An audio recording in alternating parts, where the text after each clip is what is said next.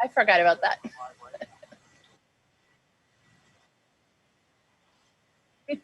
If you've subscribed with Twitch Prime, you don't have to see commercials.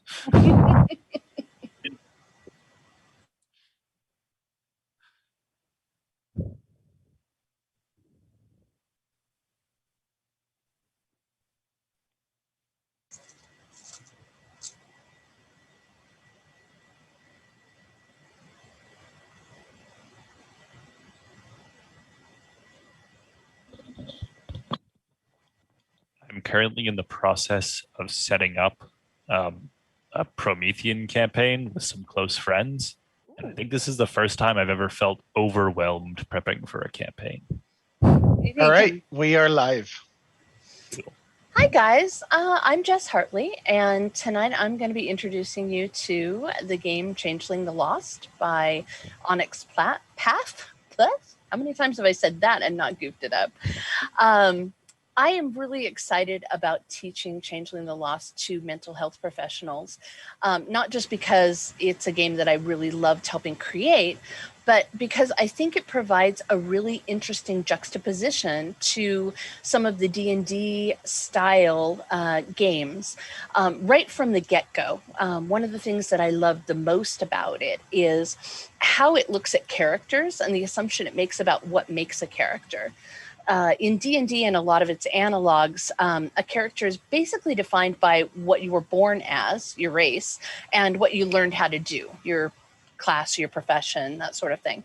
And that's how, unfortunately, a lot of society looks at what people are, you know, who you came from, what you were born into, and then what you made of yourself. And that can be a really challenging way to define people. One of the things I love about Changeling is that it looks at characters differently. In Changeling, your character starts off, your axes are what happened to you and what it did to you. So your seeming and your kith is what happened when the true Fae took you away from the mortal world and made you into whatever you were for them, whether that was a piece of wall art or a guard dog or a companion or the general of their army. You still were influenced by what happened to you there, and that helps define you. And then the other part, your other axis, is how did that affect you personally? How did you internalize and externalize it? What did that do to your philosophy about life? So that's where the courts come into play as your other axis. So you have the spring court, who believes that because they're true Fae keepers, took everything away from them, including all of their own desires. By embracing your desire, you can essentially remain hidden to the true Fae and they can't come back and get you. Or you have the autumn court, who believe that by staying paranoid and always on alert for what might be happening, always feeling that sense of fear, that's your best way of protecting you. So I think it's a really interesting way to look at characters, and it also kind of translates into an interesting way of looking at people, about the things in their lives that have happened to them and how that adjusted them. And then the idea that those changes and those perspectives don't have to be permanent, that we can learn and grow and adapt new philosophies of looking at how our trauma as whatever happened to us in different ways, and we can change and grow in ways that are make that more positive perspectives to deal with trauma and challenges that we've faced in the past. So when we're talking about Changeling, that's one of the things I most like about it. I know all of you guys are a little bit familiar with Changeling, so if there's anything that I don't mention or don't expand out on, please feel free to stop me at any point. The point of this session is not for us to spend 2 hours hardcore rolling dice and dungeon crawling, but it's for us to get to know this system a little bit, to learn about how it can be used as a therapeutic tool at your guys' tables with your clients and customers, or I guess customers is not the right word, clients and I'm drawing a complete blank. Your clients. I got all frazzled there. I'm so sorry, guys. We're going to start this off. A couple things that you should know about the game. Conflict resolution is done using 10-sided dice. If you don't have them with you, you can use a 10-sided dice roller, or you can just let me know and I can roll them for you. Most of the time, your conflict resolution rolls are going to be two different stats. You'll notice on your character sheet you have, they call them dots because on the traditional character sheets for World of Darkness, they literally are circles that are filled in. In the case of the ones that I made for you guys, I just put the number because all the graphic stuff was just kind of a pain. So if you look at your character sheet and you have a 3 in intelligence, and I say, how many dots do you have in intelligence? The answer is 3. So a lot of times when we do a challenge or a roll, I'm going to say, okay, guys, roll me your intelligence plus academics. And you'll look down on your character sheet, halfway down on your front page, you'll have a certain amount in intelligence, a certain amount in academics. That's going to be your dice pool. So you're going to roll that many dice. And in order to get a success, you need to get an 8, a 9, or a 10. If you get a 10, there is a rule in the World of Darkness called 10 again. We sometimes refer to it as 10s explode. That means that you get to count that 10 as a success, and you get to re-roll that one die in order to attempt to get more successes. There are some rules that will give you 8 again or 9 again. For the most part, I think you guys will mostly be experiencing those through your seeming blessings and your kith talents. Those are halfway down on your front character sheet page. You might want to take a little look at them and familiarize with yourself with them, because those will be unique to your particular character as opposed to a general house rule. And I won't necessarily remember to check and see if there's something in there that applies to any given role that you're doing. So if you're rolling something that's related to strength and you've got something in your blessing that says you get 8 again on strength related rolls, you can just run with that. And if you have any questions, please feel free to let me know. Because we didn't have time to really do a session 0, I wanted to let you know that I run pretty much a PG rated game, although I do have a tendency to kind of talk like a sailor when I get excited about things. So if that's offensive to anyone, please let me know and I'll try drastically to tone it down.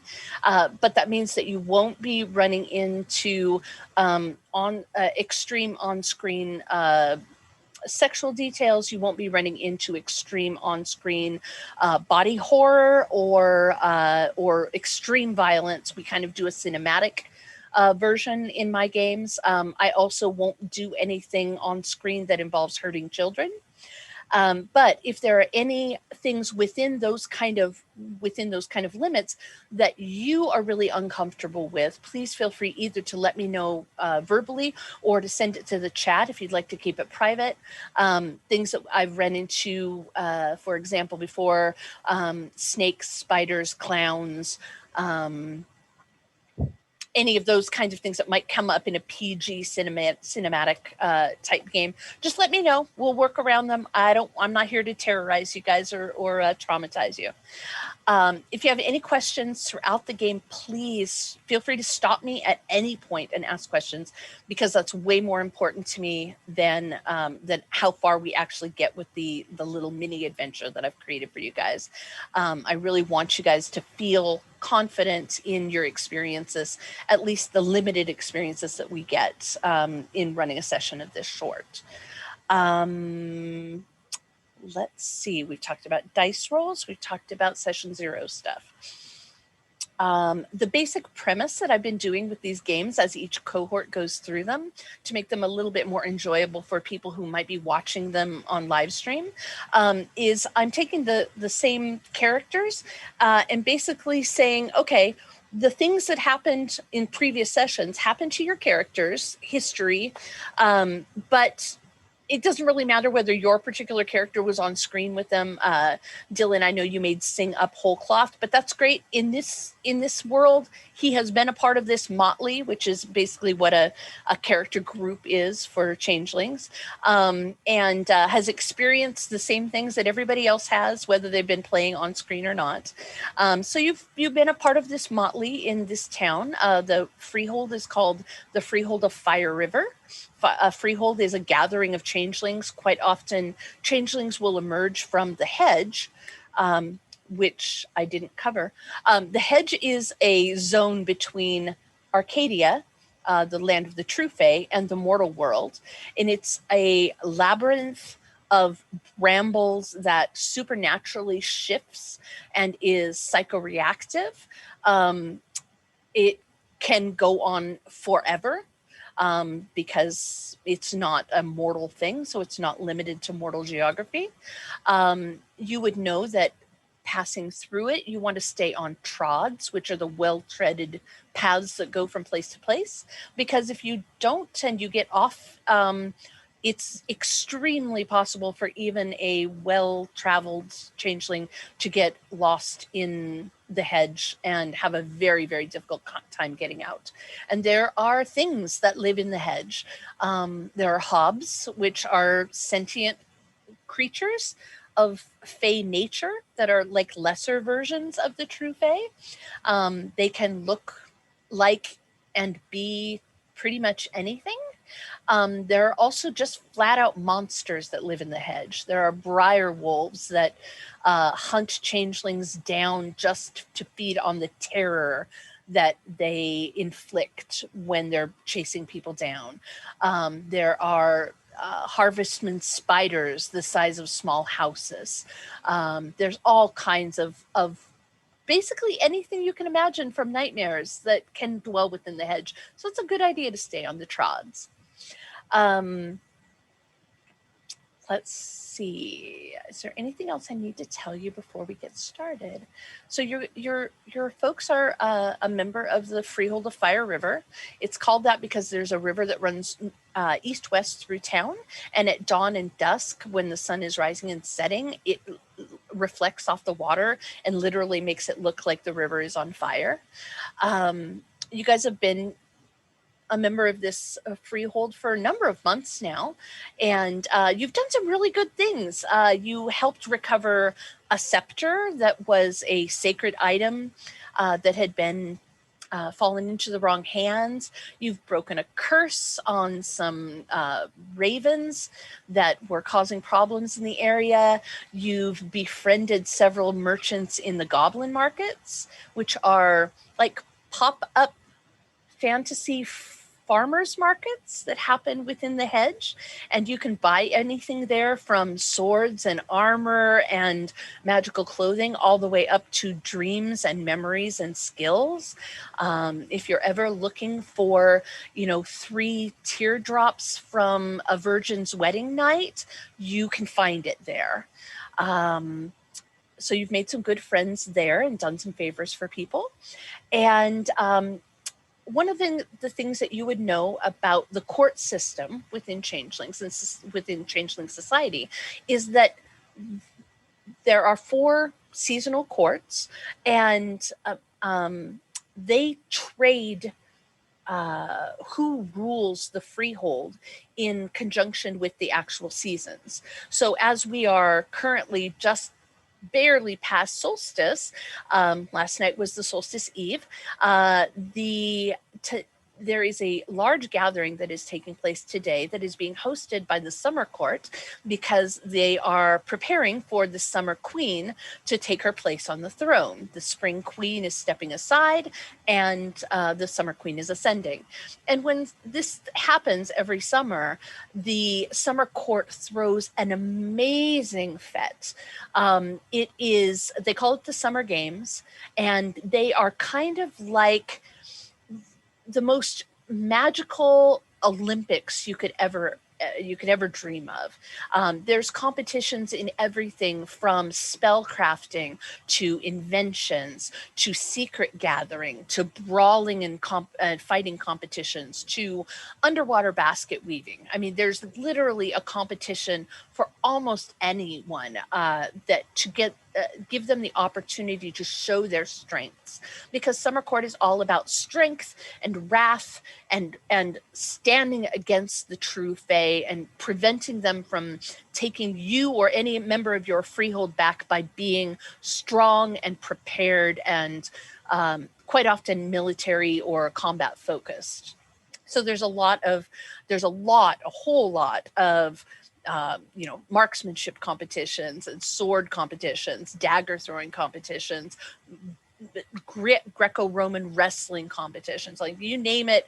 If it has any sort of like a historic combat focus and it could be done competitively, there is a round of it going on. But there's also all kinds of other things too. And the games this year are being held in the hedge so that humanity isn't exposed to all of this fantastic happenings going on. And when you arrive, it's literally just tents and banners and stalls as far as the eye can see. It's obvious that the Summer Court has put a great deal of effort into focusing their energy to stabilize the hedge in this area so that at least for this one day, it is a fairly safe place within these, within the confines of what they've drawn out as their territory. And you would know that the highlight of the event will be happening at noon. That's when the crowning is happening, when the sun is at its highest. And then the Spring Queen will give up her throne, and the Summer Queen will be taking her place. There are a lot of different competitions. As you're walking past, you will see you'll see very common things like axe throwing, or you'll see displays of preserved magical fruits and vegetables and ornate desserts and dishes. Pretty much anything that you could imagine being a competition, there's some place for you to do that. As you're walking through, you see a lot of people who are changelings like yourself. You see beasts with horns or antlers or wings. You see the fairest, who are just the embodiment of love and beauty, and the very like Tolkien elves, the She from Celtic mythology. You see darklings in the corners, in the shadows around the alleys. Watching things, doing their mysterious reconnaissances, and just kind of keeping an eye on everything. There's big, strong ogres who would literally fill a mundane doorway. But there's also hobs here. So you'll see there's a fellow you've met before. His name's Wego. He's about 4 foot tall, and he's got 4 arms, and he's a specialist in navigating through the hedge. He runs a little shop called Wego, and he's led you to places before. As you're passing by, you see a wheelchair, and there's a beautiful woman with long, curly Mediterranean hair, a swarthy skin, beautiful, beautiful complexion. And when she tips her head right, you can see that she's got gill slits on the sides of her neck. And she's a merchant who's an information merchant that you've done business with before. And you actually recovered a locket that allowed her to walk for a certain amount of hours every day, and therefore kind of won her unending friendship in doing this. Is there anything in particular that you'd like to take an extra look at or seek out as you're walking through the summer games?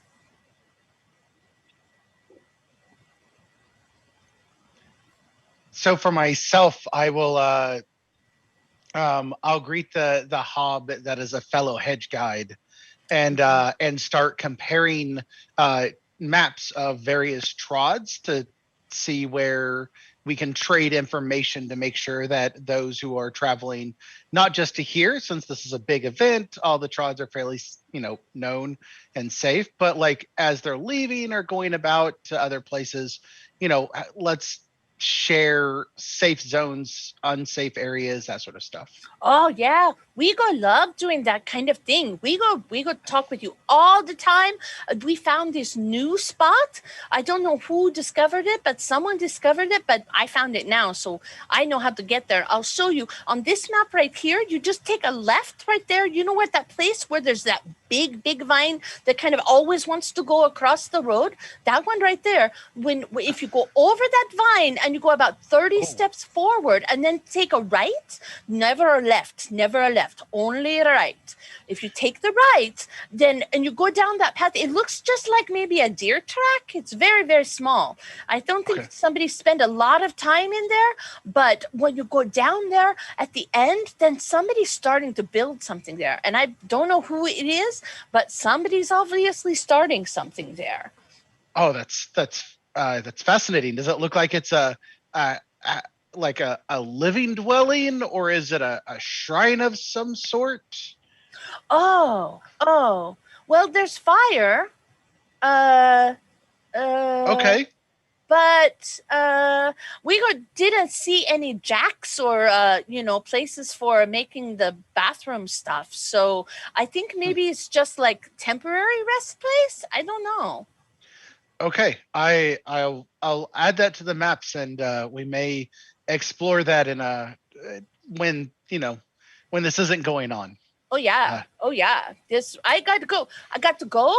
We got signed up for the swimming competition, and I think I'm going to win. Oh. I mean, nobody do the breaststroke as good as we go, right? Well, good luck, we go. Good luck. Bye.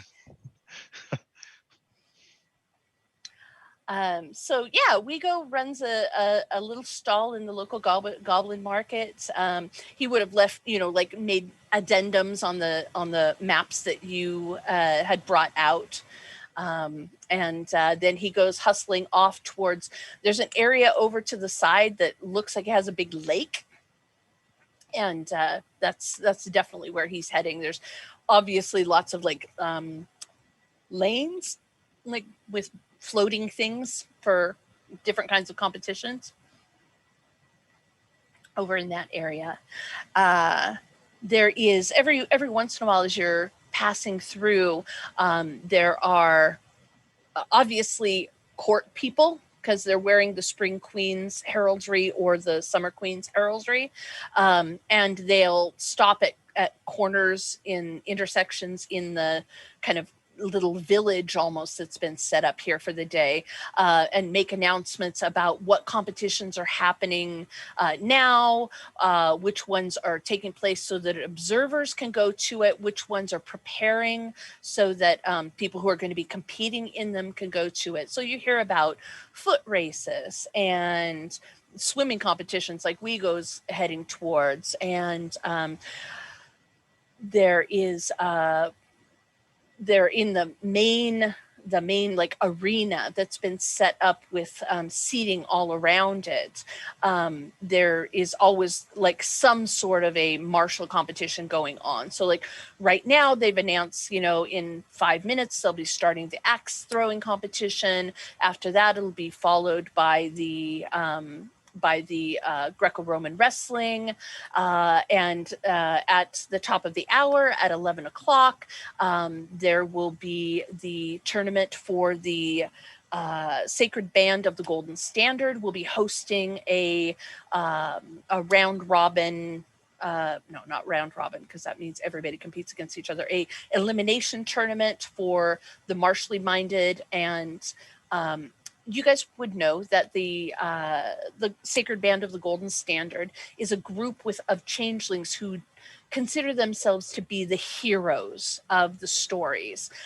They are the bravest, the most valorous, the smartest, the strongest. They're the champions of the champions, and they act like it. When you see them walking in a group, they're all wearing, even the ones like they may be wearing modern clothing, they may be wearing medieval clothing, they may be wearing some bizarre combination thereof, depending upon their own personal taste. But whatever they're wearing, it's outfitted with like gold lapels or gold chains or gold buttons, things that evoke that feeling of I am the champion. Some of them even wear literally laurels, laurel headbands, like the heads of, or the winners of Olympic competitions do. And they'll wear that just as their daily garb because that's who they are. And they're going to be holding a tournament at 11 o'clock. And it's rumored that the winners of the tournament will be invited, or those who show themselves to be the most deserving will be invited to join the Sacred Band. So that's got a lot of buzz going around because there's a lot of people who think, especially new changelings, who are like, I'm looking for my role in life. My role in life is to be a champion. Therefore, I want to be a member of the Sacred Band. But that being said, is there anything else that you'd like to do or check out? What time is it now? It's about 10 o'clock. It's about an hour till the Sacred Band competition. Okay. If I can nonchalantly move towards the group that I'm with, I guess it's Sing and Squash, and just sort of casually whisper sideways. I do. We're not picking up your whisper. Yeah, you might need to whisper a little bit more out of game. He whispers. He's whispering this right now. He's asking what you guys want to do, like what our move is, what our game is. Well, truthfully, I have no taste for these antics. But I should likely try to make an appearance to this new queen. They sometimes forget I exist. Sounds ideal to me. Preferable, I think. Do either of you happen to know where we might find this queen? I immediately start to survey the land to try to find where the queen is at and start routing courses. Fantastic. So there is the arena is kind of oval shaped, the big main arena, and on one halfway on one long end of it, and then halfway again on the other long end of it, kind of like at a football stadium, like what would be the 50-yard lines. There are pavilions, and one of them is struck with emerald green and silver decorations for it. There are banners flying from it. It is where the current queen, the spring queen, and her entourage have gathered. And across from it, on the side that will be catching the light when the sun is most overhead, is a gold and maroon pavilion. It's kind of a long oval pavilion that is just sparkling with reflective surfaces in tones of topaz and gold and amber. It could not catch the light more than it does, and you're pretty sure that's where the soon-to-be Summer Queen Arya and her entourage are located. So you kind of have a choice whether you want to approach the current queen, who's only going to be queen for another hour or two, or the upcoming queen. And what do we gain potentially by making ourselves known out of game or out of character? Out of character? It's always good to schmooze. Changeling society is very, very built on favors and promises and debts. In fact, there is something called a pledge, which is a supernaturally sworn promise that can offer very, very big magical benefits to both parties who are involved into it, but also dire, dire consequences if the wording of the pledge is broken. And that is kind of the basis of which Changeling Society is built on, because they have no trust of anyone when they come out of the hedge, because literally they've been held in a place where their keeper controls reality. So some keepers are even rumored to capture people, and if they're particularly malevolent or particularly malicious, they may set up scenarios that make the changeling think that they've escaped back into the real world just long enough to then come back and say, oh, how funny, yeah, how funny, you thought you had gotten away, my little mouseling, and here you go back into the maze. So the changelings tend to start out being very, very untrusting, and pledges are a way that they can come to some sort of a limited, at least, trust with each other. You guys have all sworn a motley pledge to each other to essentially promise that you're just going to have each other's backs, and that you're not going to betray each other, and that you're going to keep motley secrets secret, and that sort of thing. Just a basic, like, hey, we're fam kind of pledge. Is keeper what most of the changelings refer to as the fae that turned them? Yes, keepers specifically. Each changeling has their own particular keeper. A true fae may have abducted a million different changelings, but and sometimes if people have gone through their durance, which is their time period that they're imprisoned or in captured, they sometimes will go through the same durance. So Raz and Squash and you might have all been taken by the same keeper, the same changeling, but used for very different purposes, and therefore who you are as changelings would be very, very different. Yeah. So again, sorry, I don't want to like do too much No, of a no, character, but no, it's fine. just to get my bearings. Yeah, 100%. So like the changeling's motivations are generally going to be survival primarily, not being abducted again. Yeah, those are the main ones. And then they get trying to figure out what the third one is, really trying to figure out what to do now, because their role in their family, if they're may have been already filled by a fetch, which is what the true fae leave behind. It's where the stories of changelings come from. The changeling child that won't stop crying in the cradle because the fairies have taken the real baby.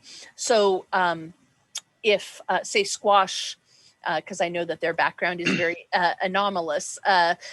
Squash might have been happily married before they were taken, and their keeper might have left a fetch in there, but the fetch isn't human, and it's not you. It thinks it's you up until the time it gets confronted by you again, but they're not human. So chances of them keeping a loving marriage or parent-child relationship, or even a good working relationship at work going, is kind of slim. So quite often people come back, changelings come back and find out that their life is in utter shambles, and they haven't been missed because everybody still thinks that their fetch is them. So that's the other thing that a lot of other priority that a lot of changelings have is, okay, what do I do now? Do I go back and try and replace my fetch again and try and step back into my life? That then puts your family at risk of all these things that you now know are going on. So that, and then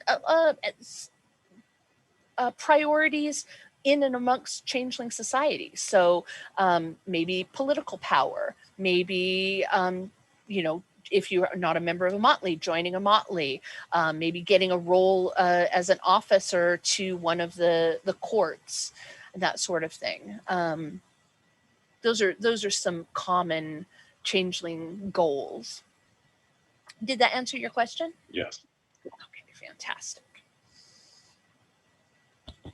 Squash, Raz, what court are you a part of, if any? The Winter Court. I will happily I will help get you. I will help get us to the queen as needed. But I would favor that you speak on our behalf, or that I not speak on our behalf. That seems wise. And what about you, Raz? Sorry. IRL, I was trying to fix my camera, so I missed that last little bit. What court are you of? The Winter Court. I have no love for summer or spring, for that matter. Well, I have no loves for the courts themselves. Come, let us say our hellos. I love that. Sing's just like, yeah, I hate them all. Let's say hi. It's a bad system. It's a bad system. Yeah, that's an idea, Sing. How about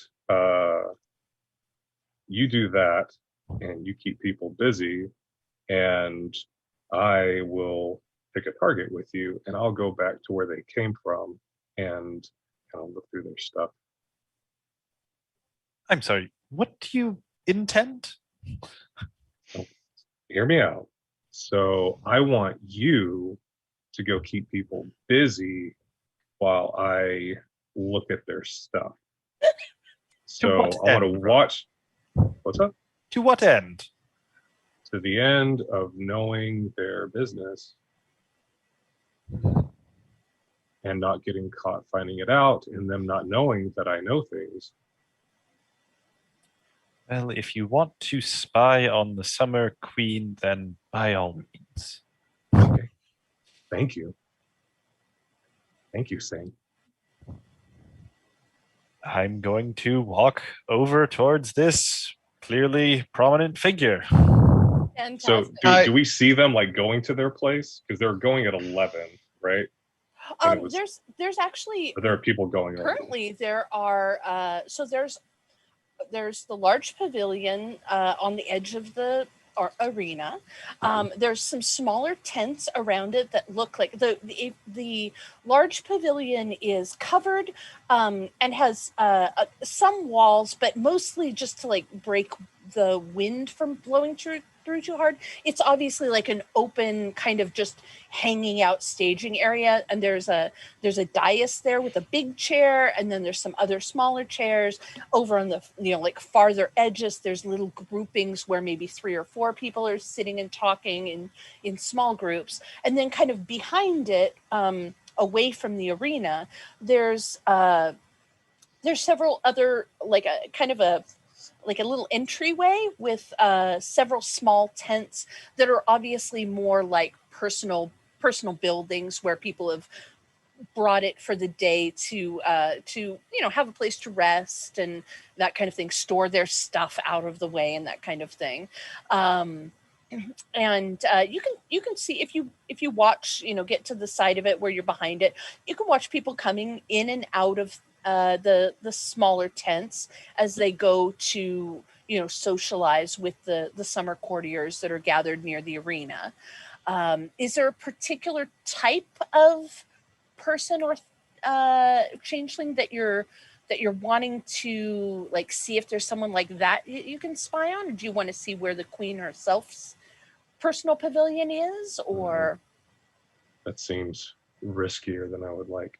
What do you want to do?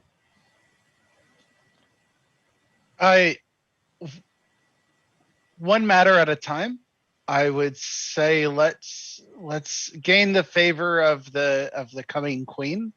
You gain the favor. I don't want the favor. I don't want the favor. See, I find I will help you gain the favor if I can do it secretly. I will. My thought on the matter. My thought on the matter is to find a path to be able to not draw a lot of attention, to go in make ourselves known as a motley that is available if the queen has need. Because if she asks something of us, she then owes us. Despite And my so- distaste for it, this system does have merit. And being able to move, being able to trade that in for favors, whatever we may need in the future could come in handy. And then I am happy to assist to find which tents would be easiest to distract and gain information from based upon movements and pathing of people or of the others. Okay. I don't like your idea, Squash, but I'll help you. And in return, I will help you with finding the information that we can use, as that owes us no favors, and we can still use it. Okay, deal. So as you guys are watching, there is kind of a constant flow, and not like a line up per se, but as soon as one group that's talking with the upcoming queen, whose name is Arya, as soon as the one group that's talking with Arya and her advisors wanders away, another group kind of like takes advantage of the space and moves up to chat with her. You can definitely tell there's a group of what absolutely has to be Sacred Band members at the front of the arena on one of the edges. They're concentrating on the battle that's going on, the whatever competition, martial competition that's going on at the moment, the axe throwing. They're cheering, jibing each other about that one, or mocking those who do poorly and that kind of thing. They have absolutely no mercy whatsoever for those who are getting up there and just giving it a good solid try. That's not anywhere near good enough for these guys. There is on the other side, the other long end of the pavilion, there is a group that appears to be exchanging money, or at least something based on what's going on. So there's very definitely like a little betting circle going on at the front of the pavilion, the summer pavilion as well. Would you like to kind of schmooze your way in when the next group leaves? I'm going to walk in as if I am a part of whatever group is currently there and wait to be acknowledged in any way. Delightful. Okay. I'm going to have you guys make your first roll of the evening. I'm going to have you do a perception check. That is going to be, you're going to use wits and composure. That will be about halfway down on the front page of your character sheet if you're playing Squash or Raz, in your attribute section. So just look and see what your wit score is and your composure score. Add them together. That makes your dice pool, and then roll that many dice. Oh, so you've already done this. Okay. So we're going to roll however many dice. I'm going to say how many dice I have. Sorry, Raz has not rolled yet. Okay. I haven't rolled, but that's how many dice I have in my pool. You have how many? 5 is my 5. pool. Okay. So roll 5. You're looking for an 8, 9, or a 10 to get a success. If you get a 10, you get to roll it, count as a success, and roll it again. I have 2 10s. Oh, fantastic. Do they both explode? They both explode. 10s always explode. They'll blow up these 2 10s. I have a 5 and another 10. Does it explode? It still explodes. Dice. Yep. Just keep that baby rolling. The goal is to get as many successes as you do dice. That's the real goal. That's the goal. Got it. Last one's an 8. Okay, fantastic. So how many total cumulative successes does that make? I stopped counting. I should have been counting. I think it was what counts as a success? Is it 8, 9, and a 10? 8, 9, and 10. So 5? 5? Fantastic. Did I miscount? Well, I'm not looking at the chat, so I don't know. Yeah, no, that's perfectly fine. Okay. Fantastic. Okay, so you got 5, you got 1. Yeah. Okay, Squash is so busy looking for the right path to get where things are going, that he literally almost walks into a woman she is probably 6'2", very, very slim. Her whole frame is very, very slim. She's got amazing brown, like golden brown hawk wings behind her. Her nose is a little bit beakish, and she looks at you like, "Excuse me?" Oh, you're excused. This is out of character. I would like to sink into the shadows, if I may. Yes. I'm very uncomfortable Yes. by all the attention this is drawing. Yes. And I do some of the Homer Simpson, like, fade into the bush.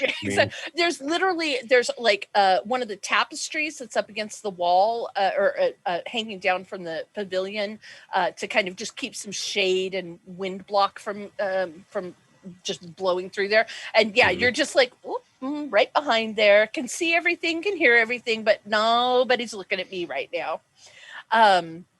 She just kind of harumphs and moves away, heading for the group of Sacred Band folks. And they all greet her. They call her Angel. And she just kind of looks at you like you are a worm that she happened to step across in the sidewalk.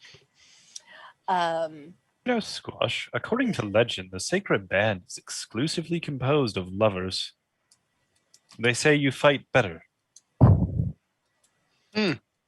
Is it not better to win without fighting in the first place? That is what I believe, but not all. Oh, okay, hang on just a second. I need to do a roll.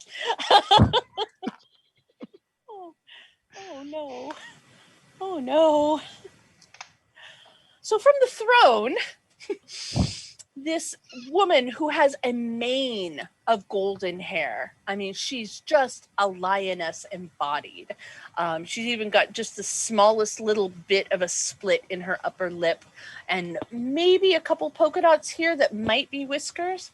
And she slowly turns her head over your direction and says, "Interesting words to be spoken in the pavilion of the summer court. Why don't you come here and speak them out loud?" But of course. And the people that were in front of her they pull off. They basically, they don't like disappear out of the pavilion, but they step back. If you've ever seen like a schoolyard brawl starting to happen, they're like back far enough that there's room for y'all to get into whatever you're going to get into, but they're going to make sure you don't get too much further, and they're also going to make sure they get a good view of the whole thing. I start looking for exit paths, just like exit routes out of here. Luckily, because it's kind of an open walled pavilion, there are so many exit paths, like pretty much that way, and maybe up, Greetings there.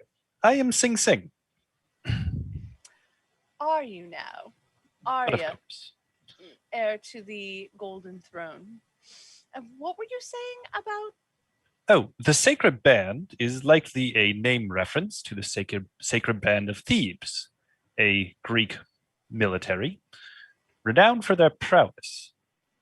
Of note, folklore indicates that this band was composed entirely of gay men who would take on lovers as their apprentices and train them, believing, according to folklore, that these bonds of love would make their warriors fight harder.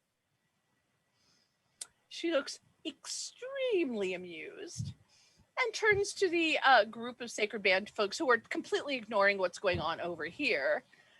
And she calls out to the hawk girl that just kind of, you guys snubbed each other, Squash. And she's like, "Angel, have you met Mr. Singh? I think he just called you a gay man." And the queen, the hot girl, like looks up, like, "What the fuck?" And all of a sudden, she has like daggers in her hand, and she's like, "He what?" Oh, a simple misunderstanding. I am simply explaining the folklore origins of the name of the company you keep. I see. Surely you are aware of this. She looks you up and down. She looks Squash up and down. She doesn't look Raz up and down because she doesn't know where they are.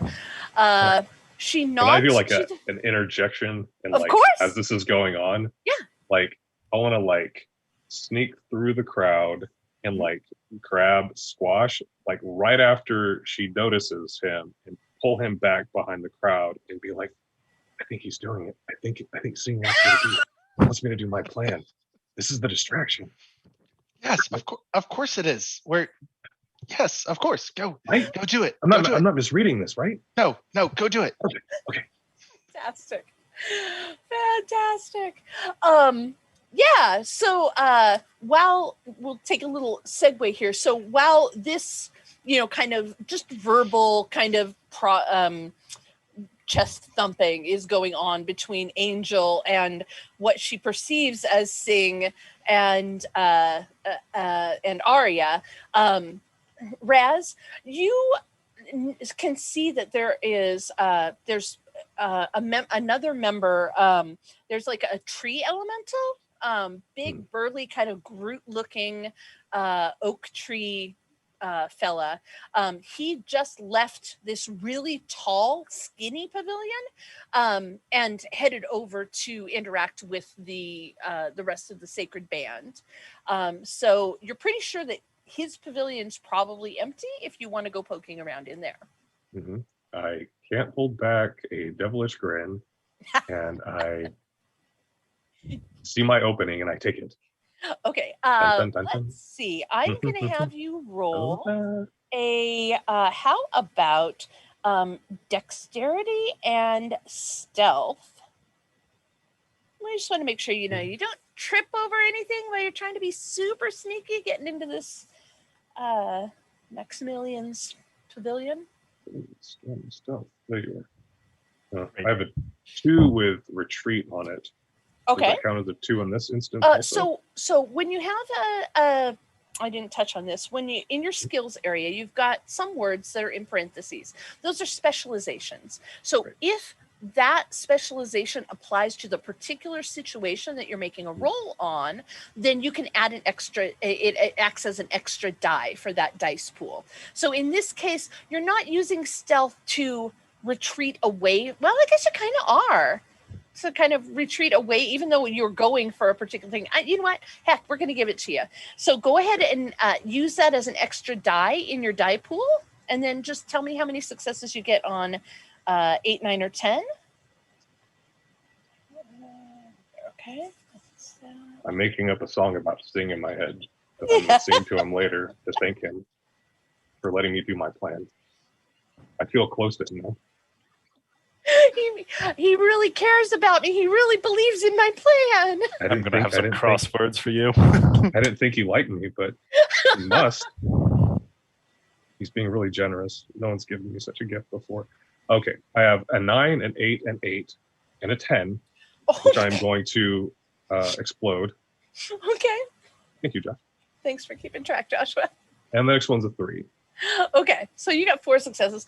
Man, you stealth into this pavilion like the wind actually picks up for just a half a second and lifts the flap for you. Oh. So you don't even have to you just whoop, poop, and you're in. There's no lights inside the pavilion, but it's made out of a fairly light colored material. So it's like being in a tent in the middle of the day, and you can see pretty well what's in here.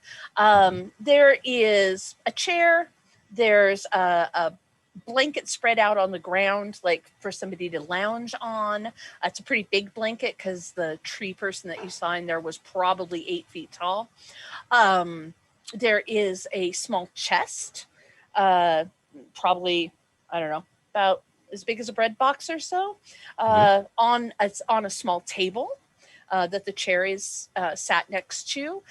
There's a bag that looks like it probably got clothes or something soft and fabric-y inside of it. It's kind of got that floppy feeling to it that's like on the edge of the blanket. Is there any particular area that you want to take a deeper look at? And there is a second exit, and it's open and overlaps on both the front and the back. No, I'm gonna be cautious, and I'm gonna look in this. I'm gonna look at the chest. Okay, it's just a plain wooden chest. It's got brass fittings over the top of it, just in a real like strong boxy kind of looking way. It's got a hasp on it with a small lock on it. It's like a key lock. Right. And it's not very big, it's just yay big. It's almost diary sized. Oh, geez. I don't think I'll let Squash know what I was doing. Does Squash know that I'm in here? I'll find out later. I open up the chest.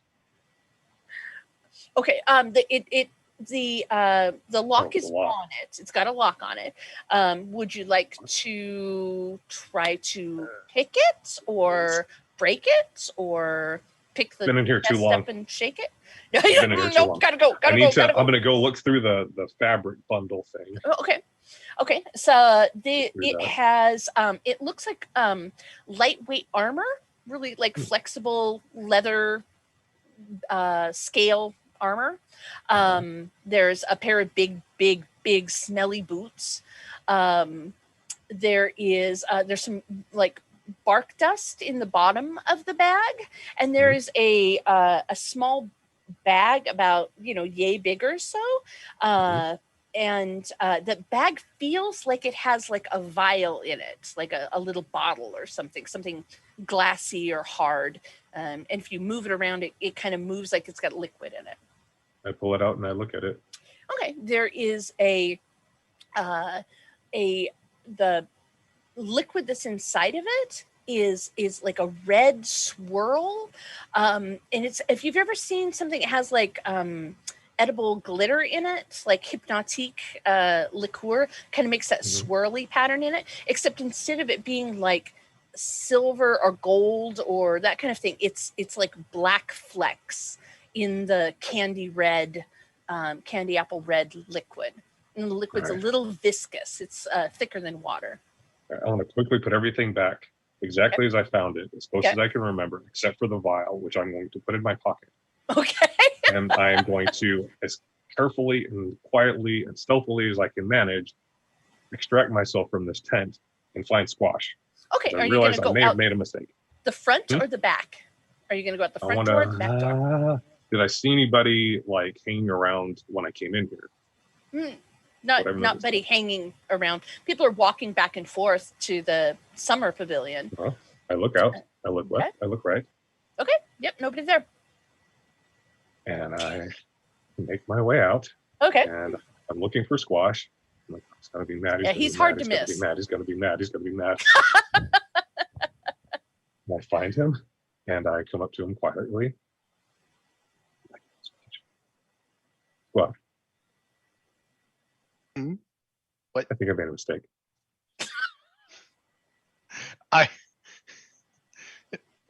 What? And I'm just like, I'm looking at the thing, like, is it gonna blow up right now? Oh no, I don't know what it is. I don't know what it is. I just put my hand behind me. Oh, sorry. I have a dog who is determined to get up on the desk. Yay, out of character. Puppy. What is that? Is that a hob? Yes, a very large black furry hob. No, so Squash, like, I just put my hand behind me and just, what is it? I don't know, but it looks fancy. So I took it. It looks fancy, so I took it. Perfect sense. Like, Did you should take get it? back. Did you take it from someone important?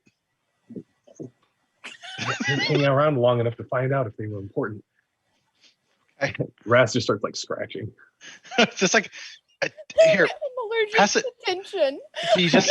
Do you want to pass it to me, and I'll look later. What? We have a thing going on right now. So Pass pass it to me. Pass. There's a thing. No, the queen and the You have angel. a thing with a queen? No. Just like, shh. Just pass it to me. I'll put it in my pouch, and we'll look at it later.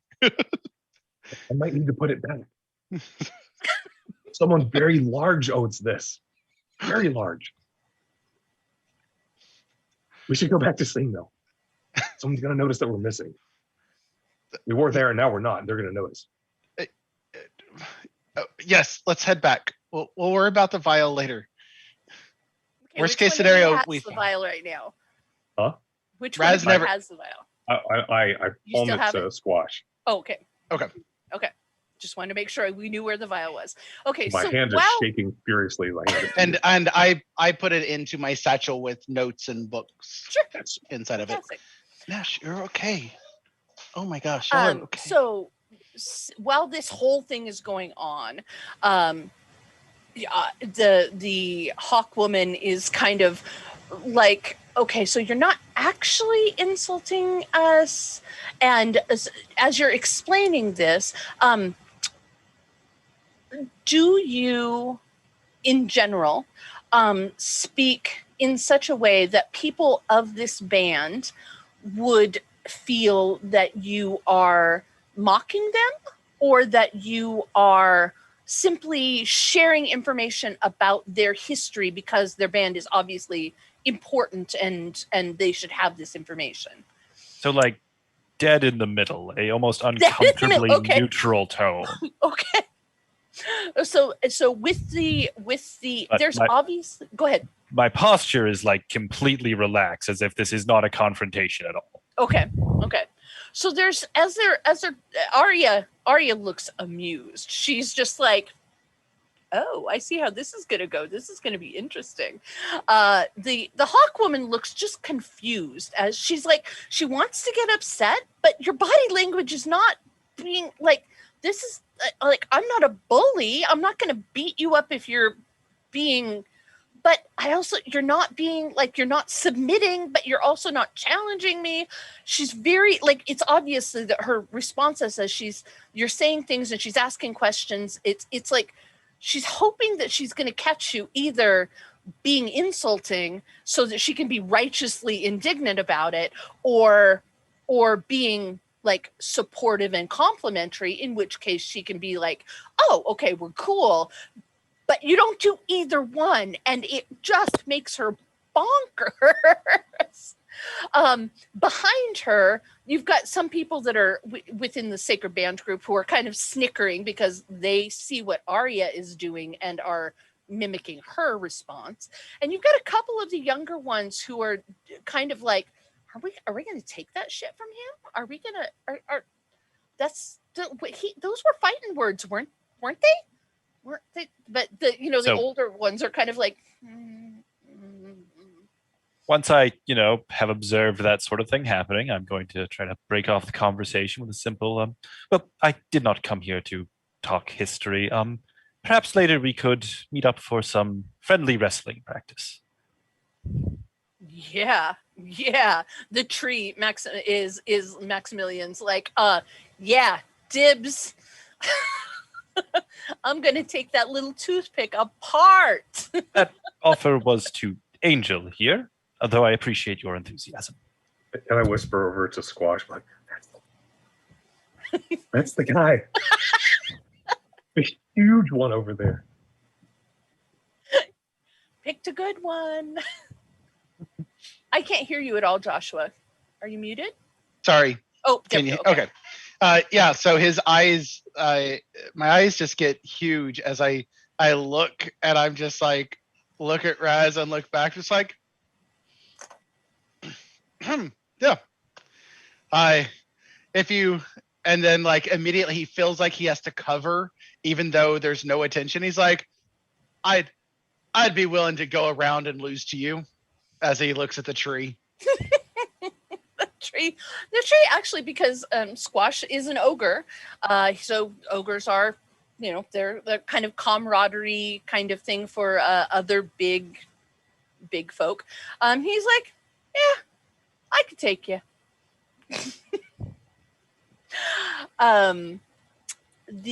There is a young woman who has basically stepped up, kind of not immediately behind Singh, but in that kind of, I'm waiting my chance to be next to talk to Arya. She is dressed in kind of Roman sandals and like one of those warrior skirts that's made out of the slats of leather that come down mid-thigh or so, studded with bronze. She's got big shoulder paddy kind of things with some bronze spikes coming out of them. She's got her hair pulled back in a very, utilitarian way. She's very, very, very, very strong looking. You're guessing she's probably ogre.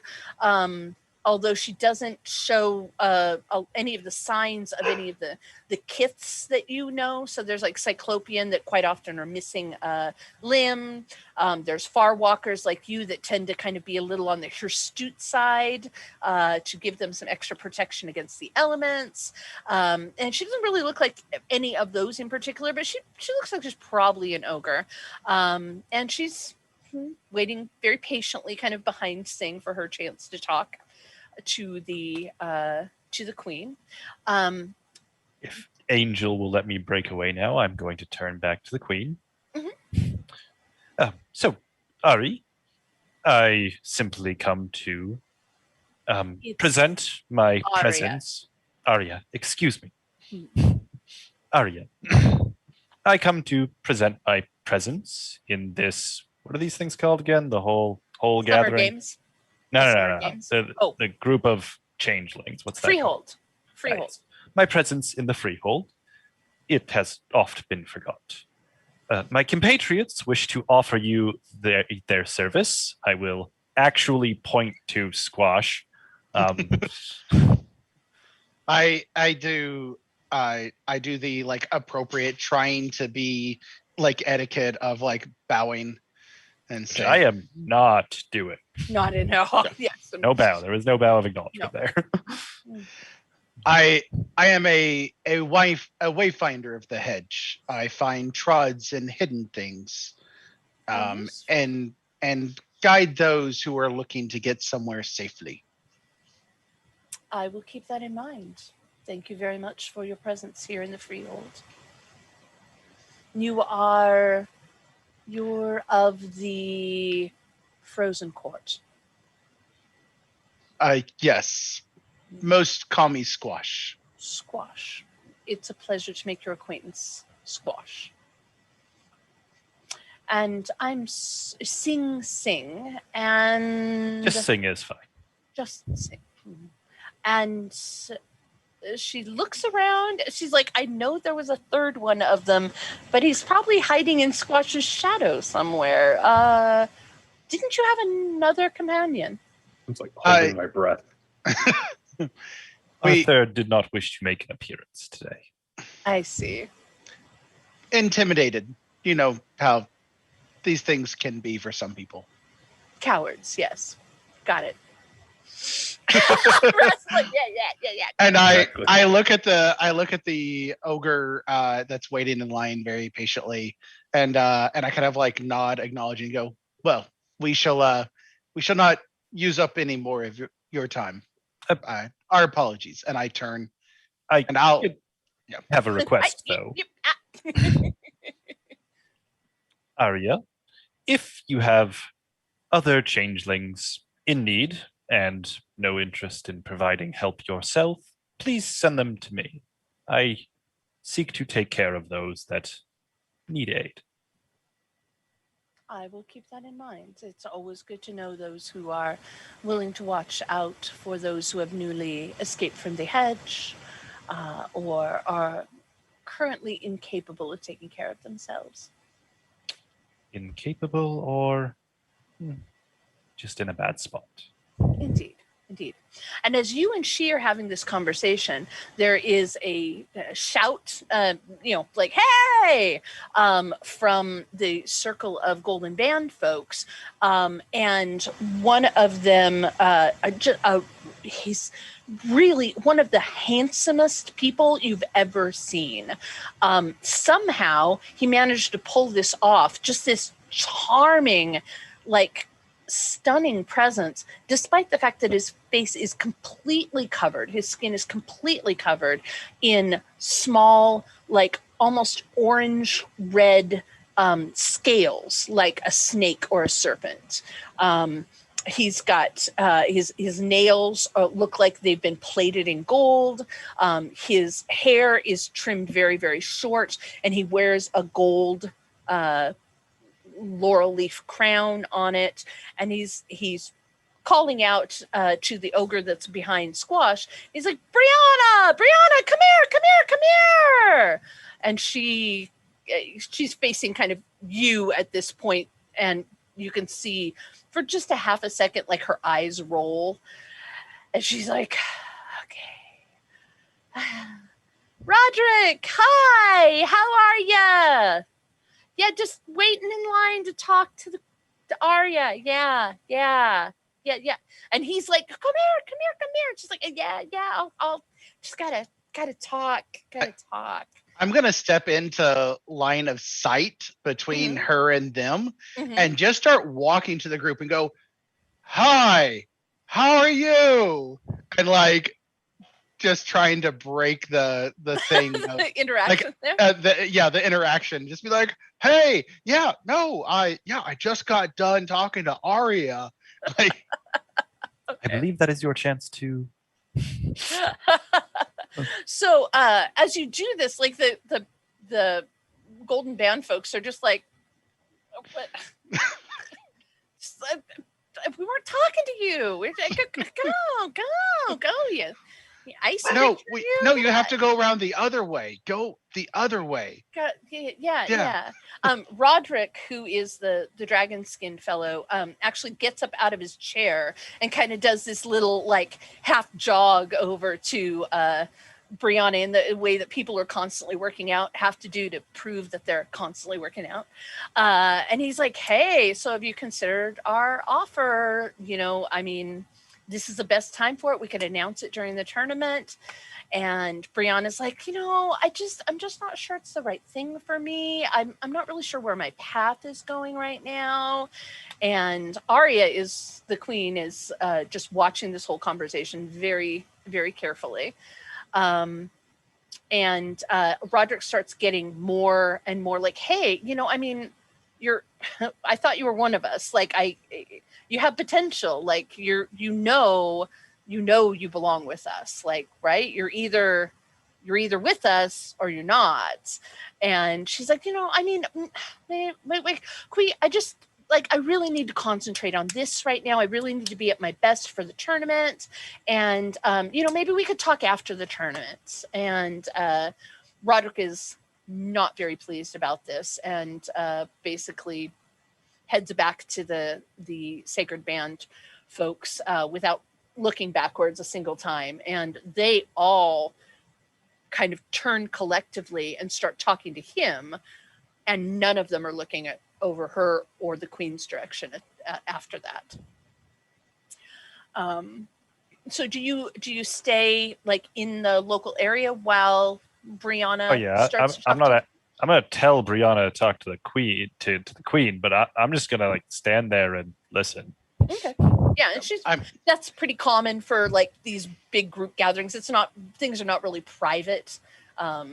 So yeah, you wouldn't be out of etiquette whatsoever to stay where you are. I'm not worried if it's out of etiquette. I will fall back so that I'm by a tapestry to give Raz the tapestry and myself to kind of like duck between and stay close but hidden.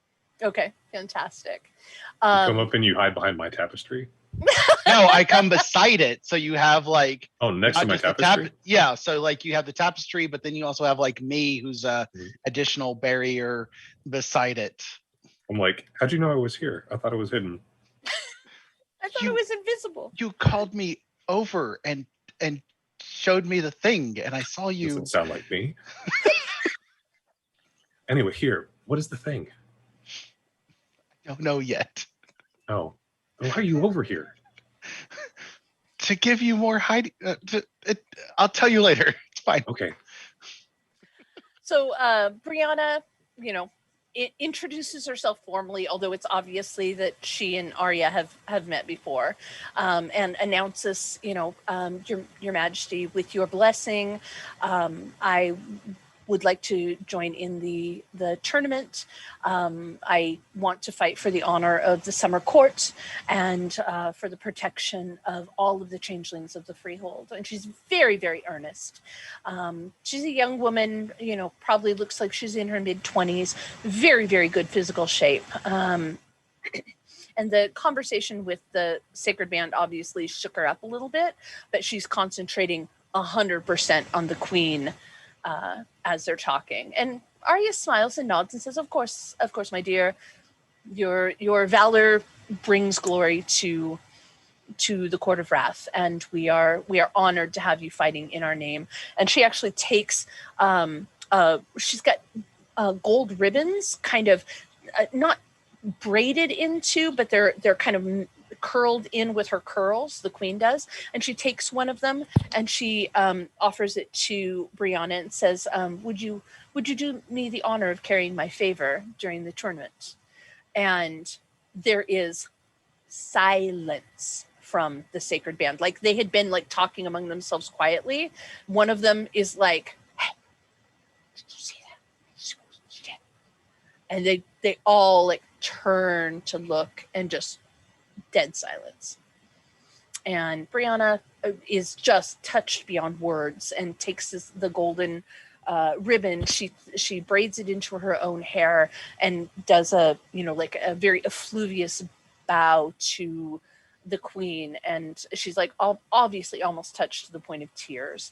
And she says, I will strive my utmost to be worthy of it, Your Majesty. And leaves the pavilion area. I'm gonna leave with her, as if I'm, walking the exact same way as her conveniently. Sure. And then as soon as we're out of earshot of the Queen, I'm going to just casually say, sometimes I wonder if the Keepers came up with the idea of competing for court glory. How could you even say that? We do this to protect ourselves from the Keepers. This is our way of showing how strong we can be, so that they won't ever recognize us as those weak, pathetic beings that we were when we were vulnerable to them and taken by them. How could you even say that? I don't believe insulting displays towards one another is how we protect ourselves. Yeah, the Sacred Band guys, they're a bunch of yahoos, but that doesn't mean that the whole of our court is like that. I mean, some of those guys aren't even Summer Court. They're just ego monsters. It's why I won't join them. I apologize. I have implied something I did not intend.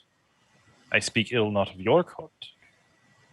Oh, of those jerks? Yeah, you can speak ill of them all you want. Speak ill of the court system as a whole. Oh, you're one of the courtless. Got it. I apologize if I came across as anything else. Oh, no, I just made an assumption. Sorry about that. Yeah, so, nice day. I should probably go warm up or something. Would you like some practice? I would enjoy seeing you defeat the yahoos, as you call them. Oh, don't worry about that. I'll give them a taste of their own medicine. I mean, I might not beat all of them, but I'm going to make a good show of it. Arya obviously believes in me, and I believe in me too. We have a vial of stuff. I'm not sure if this will be of assistance. I can go figure out what it is and get back to you. You're actually lifting the vial up and showing well, it to her? I'm pulling it out. Like I'm not making a full display. Right, like I'm still like secret. Yeah. But it's very much like I have this if you think that this might be useful. What is it?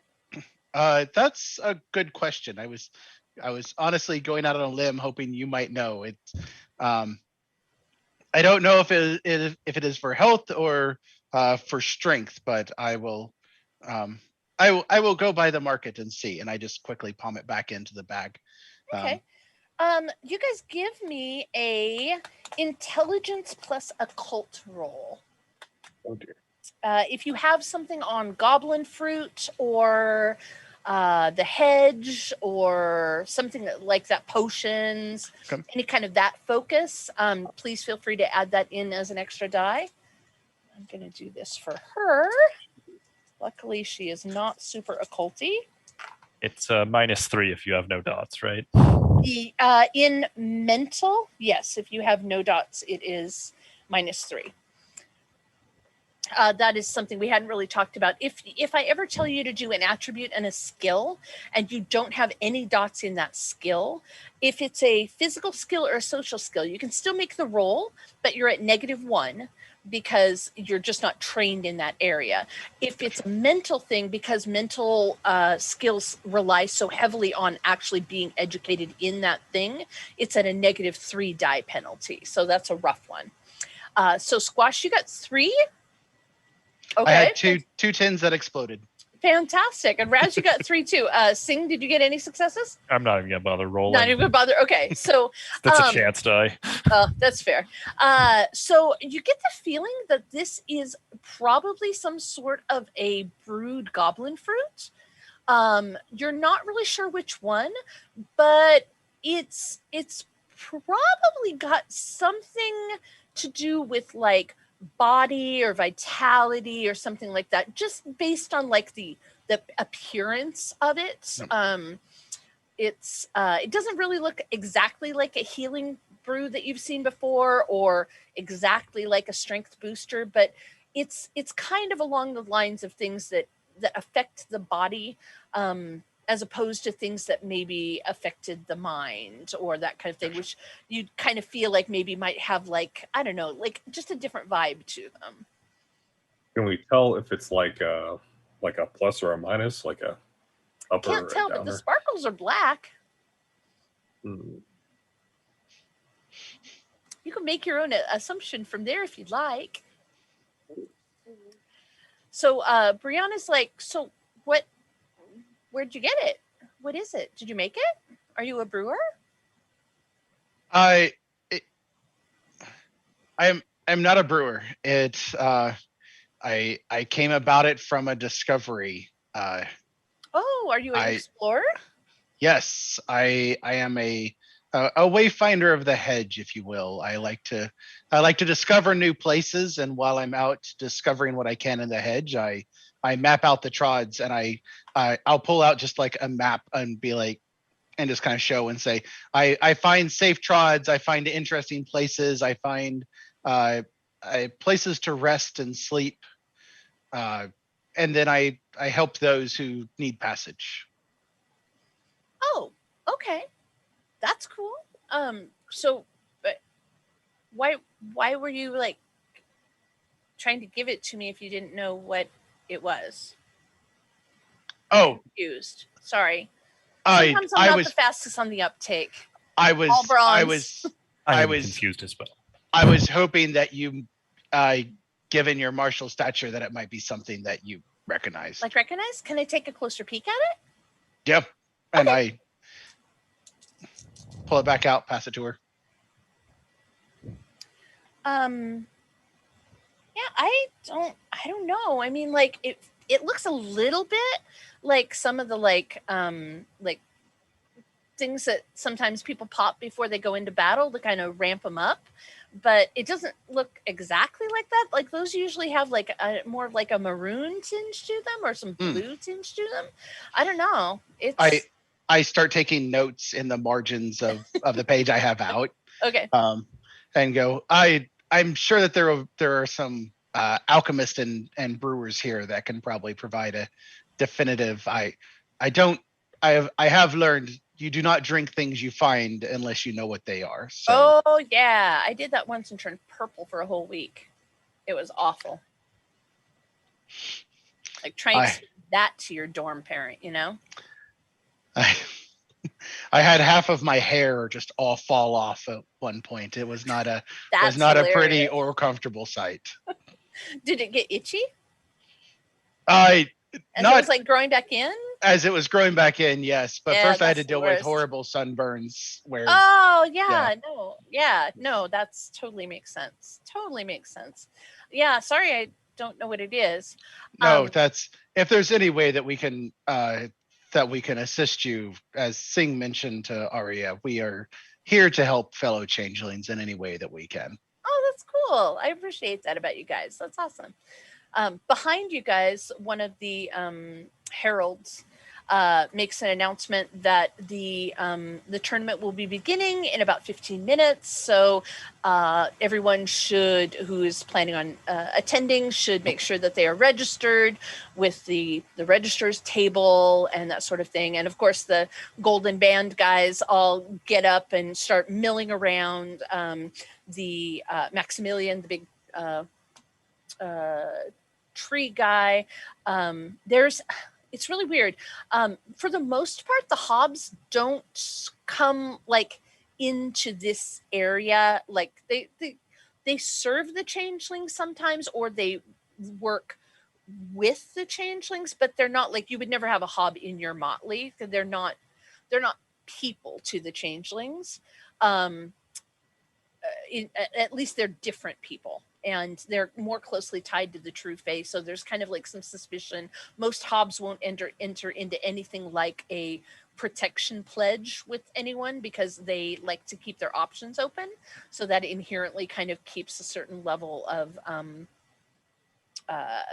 distrust going on between changelings and hobs. But there is a very slight, like almost looks like blades of grass, green hob. It's got very, like, its arms don't like bend at elbows. They're just like tendrils of grass. Its hair is like a mohawk that's made out of like sedges and that sort of thing. And when the Sacred Band guys get up, you realize that it was actually sitting like on the ground near where they were gathered in their stools and stuff. Maximilian, the tree one, starts walking back towards their pavilion, and the hob is kind of trailing behind them like a puppy dog might. Some of them are starting to move towards the registration table and that sort of thing. And Brianna's like, "Hey, I'm so sorry. I got to go. I really got to get signed up. Can't let these guys rule the roost without at least giving them a run for their money, you know?" Yes. But nice to meet you guys. Good luck finding out what that potion did. Thank you. And I will immediately turn and take fast direct pathing to the back to where the merchants are to find an alchemist to identify the potion. Okay. Are you guys going with him? Did that hob look happy, or like it was being dragged along? Neither. Kind of following along like a servant might, or not like begrudgingly, but just like, this is my thing I'm doing. I'm following this person. All right. And they don't have, he doesn't have very it doesn't have very human features. It has eye-ish kind of indentations, but it has no mouth and no nose, and so it's kind of hard to tell expressions.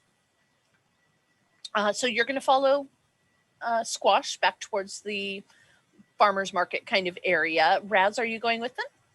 I'm gonna follow them, but I want to follow like at a distance and sort of from the side. I want to like try, if I can, to keep an eye on them as they're moving through, and I want to be just as discreet as possible. Okay. And not like clear. One, definitely not clearly associating with them, and two, trying to keep to the shadows. Thank you for humoring me, Squash. Though I have to wonder where you acquired that potion in a very short time that conversation took place. Oh, Raz dropped it in my hands as something that was found. Oh, did he? I'm going to try to pinpoint Raz and give him a stare. I move very quickly behind you. I'm like, right here, and then I just keep going off on the other side. I'm like moving like perpendicular, but behind you. It's like, as you're like, I wonder where he is. I'm like, I'm right here. It was me. It was me all along. I was a turkey. So you very quickly find if you ask anyone, they'll point you towards Genevieve's booth. They say you can't miss her. She's got long, beautiful purple hair. Just go down that way. Her cart's around the corner. She's the best brewer in the area, so I'm sure she can tell you what that is. So do you follow? I assume go you there. follow the directions. Okay. Yep. So you see what appears to be like a covered wagon-sized cart with long, like a long yoke, but it's instead of being like one yoke out of the front where you would yoke 2 or more oxen in pairs next to it, it's got more like the double railings like you would use for a pony cart or something like that. And the side has been pulled back to reveal just shelves and shelves and shelves of different brews and jars and jams and all kinds of preserved foods and that kind of thing. And there's obviously in the cart, there's some brewing equipment. You can see a still with the curly copper wires or tubing and that kind of thing. The proprietor of the cart, you definitely can tell her right off. She does indeed have beautiful purple hair. She's a Shih Tzu about the size of a pony, who has long magenta purple hair. And she, talking with one thing, she's not anthropomorphic. She is quadruped. And she's talking with a changeling about something, and they wrap up their business, and she immediately looks around to see who else needs attending to. Can I help you? Yes, I'm a wayfinder that finds random things, and this has fallen into my possession. And I would, if you learn one thing, it's you don't drink things that you don't know what they are. Oh yeah, and, no, never drink things you don't know what they and, are. No, never. I think I know a little bit about it, but I will let you tell me what you know, and I hold it out for her to look at. So you'd like me to tell you what's inside it? Yes. If you What's can in it tell for us. me? I can provide maps to interesting locations, perhaps rare fruits, if I have any that are documented in the hedge, or rare. I can always use more goblin fruits.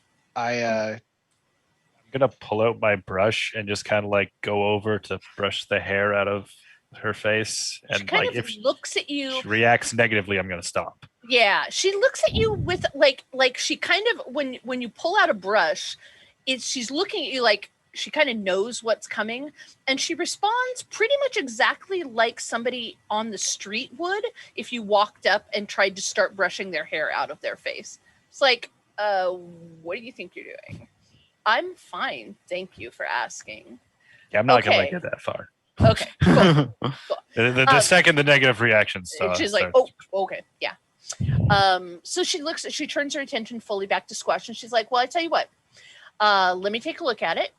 I will take 1 goblin fruit for attempting to identify it, and if I am able to successfully identify it, you'll bring me 2 more. On my maps, do I have where goblin fruit is located, where I can actually fulfill my side of the bargain? So actually, because you did a favor for the Spring Queen, your motley is getting an influx of goblin fruit every season. So yes, you do actually happen just to have 3 goblin fruit with you. Okay. That is all anyone of your guys' power level can carry. Goblin fruit, even though they may be as small as a grape or as large as a watermelon, they may not actually even look like a fruit.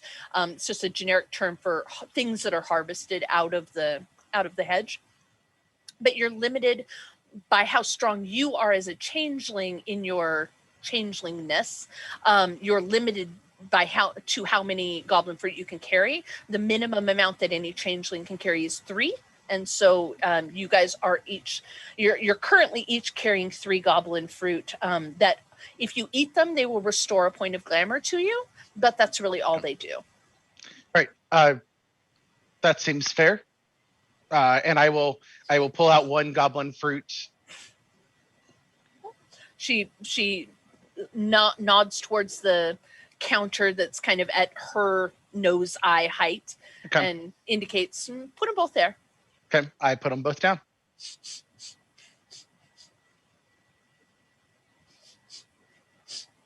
She reaches up and she's got paws, but she's actually pretty dexterous with them. And she manages to like hold the vial in place and pop the cork a little bit.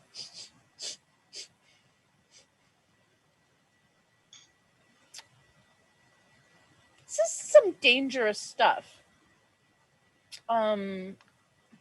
That's not good.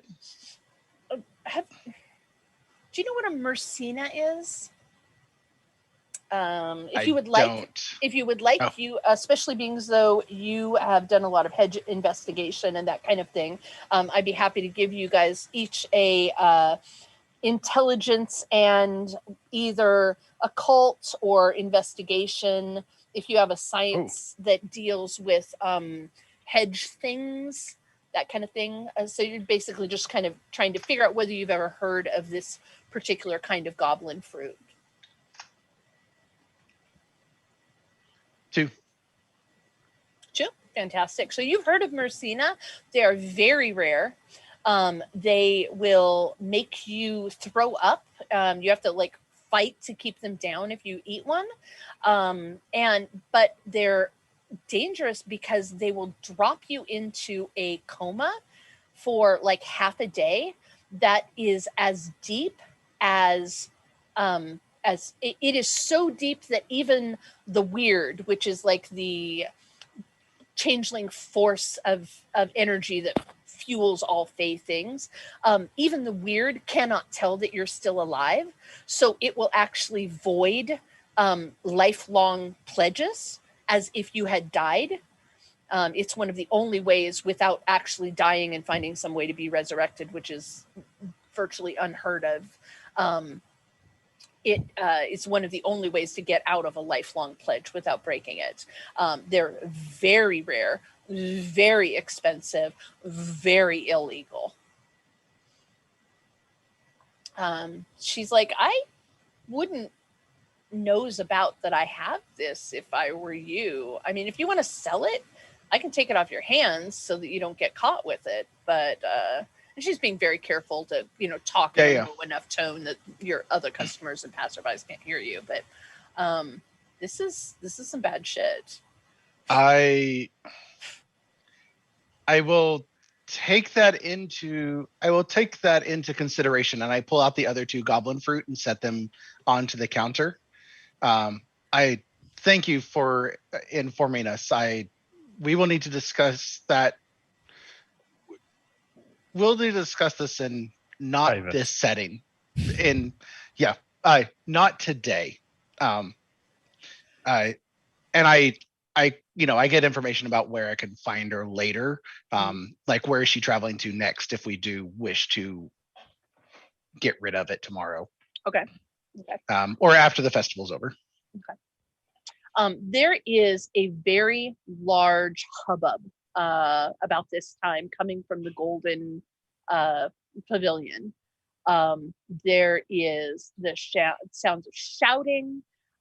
There is sound of steel being drawn. You can hear it clear all the way over from the marketing area. There's people are just all of a sudden running towards the Golden Pavilion. What do you guys do? I would like to slide out of the shadows to my comrades, and to Squash, I would like to say, so remember when I said I made a big mistake? Mm-hmm. I didn't realize what a big mistake it had been until just now. For that, I'm sorry, Squash. Also, another part of my mistake, the tree elemental man person thing had a little hob with him that I did not see when I was stealing from him. And I'm a little concerned that he might have seen me go into his tent. I don't know that. All I know is that I didn't see the little hob there. I didn't know it was a thing. I thought it was weeds or grass or something in it. And then it moved, and now I'm really concerned. Well, let's keep it quiet, and things will reveal themselves if they did see you, and we will address it at that point, most likely by moving swiftly. Karma is not some cosmic force. It is a direct consequence of actions you take. That's beautiful, Singh. Did you write that? No, Oh. no, I didn't. And I start walking towards I'm just like, so the hubbub. I'm concerned that somebody may have What's that caused poison do? What's a hubbub? all the noise in the crowd. They're looking at something. I am concerned about our recent friend that I have shown this to, that she may have been hopefully toppled one of the sacred yahoos. Right. This isn't from the competition area, right? This is from. It's kind of hard to tell because the Golden Pavilion was right on the arena. All right.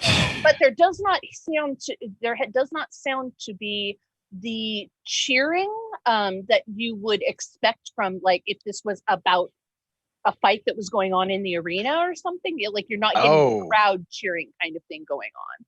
Okay. I'm ahead that way, and also asking Squash, what kind of poison is this now? It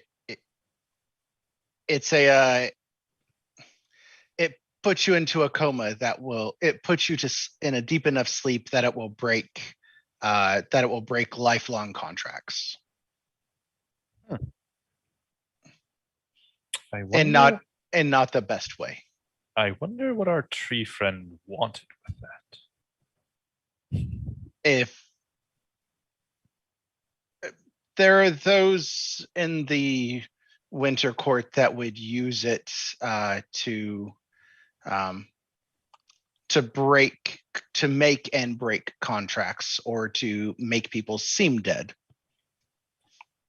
Dare say there are people in every court that would do that. We start running. Yep. Okay. So you're headed for the arena / Golden Pavilion area. Yep. Okay, when you get there, there is a very large crowd. There is there's nothing going on in the arena itself whatsoever. But there's just a big mob around the Golden Pavilion. The pavilion itself, like that area, has just a limited number of people into it. Sorry, I've got the hiccups. But Squash, you're tall enough, definitely, that if you look over the mob's heads, basically, you can see that there's Queen Arya is standing there kind of as a mediator. There's Roderick, the dragon-looking guy, and the Sacred Band group. There's Maximilian, the big tree, and his hob is beside him, and Brianna's in the group, and there's the group that had the bets going on, and the Queen's guards have one of the betters. He's a darkling fella. He's got his face looks like somebody just erased his facial features off of him, and what's left there is just kind of like a gray neutral theater mask, basically. You're pretty sure he's probably a mirror skin, which are the darklings that can change their appearance. And the guards have him by both shoulders. He's struggling. He's like, I didn't do anything. I don't know what you're talking about. This is some bullshit. I was just here making bets. The Maximilian is talking with Roderick, and they're like, it was here and now it's not here. And so it must have been him. He was near the pavilion. It must have been him. You know how they are. And Arya is, like calling for calm, like this, we will determine what's going on here, but we are not a mob. That is not what we do. And so she's calling, she asks Roderick to step forward and explain what's going on. And he explains that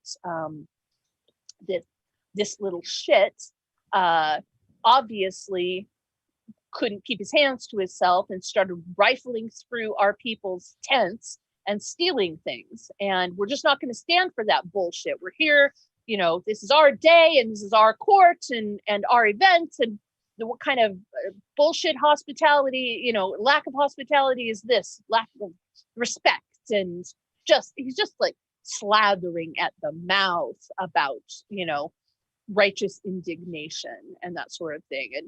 And Maximilian is looking very stoic. He's an elemental, so he doesn't show a huge amount of emotion. And the little hob that's beside him is just like hiding in his root/feet. He does not want to be a part of any of this hubbub. What would you guys like to do? I'm going to turn to Roz. We've adventured long enough. Do I know if Sing is an effective liar? Oh no. Perfect. Beautiful. Okay. Roz, continue. Are you prepared to resolve this issue?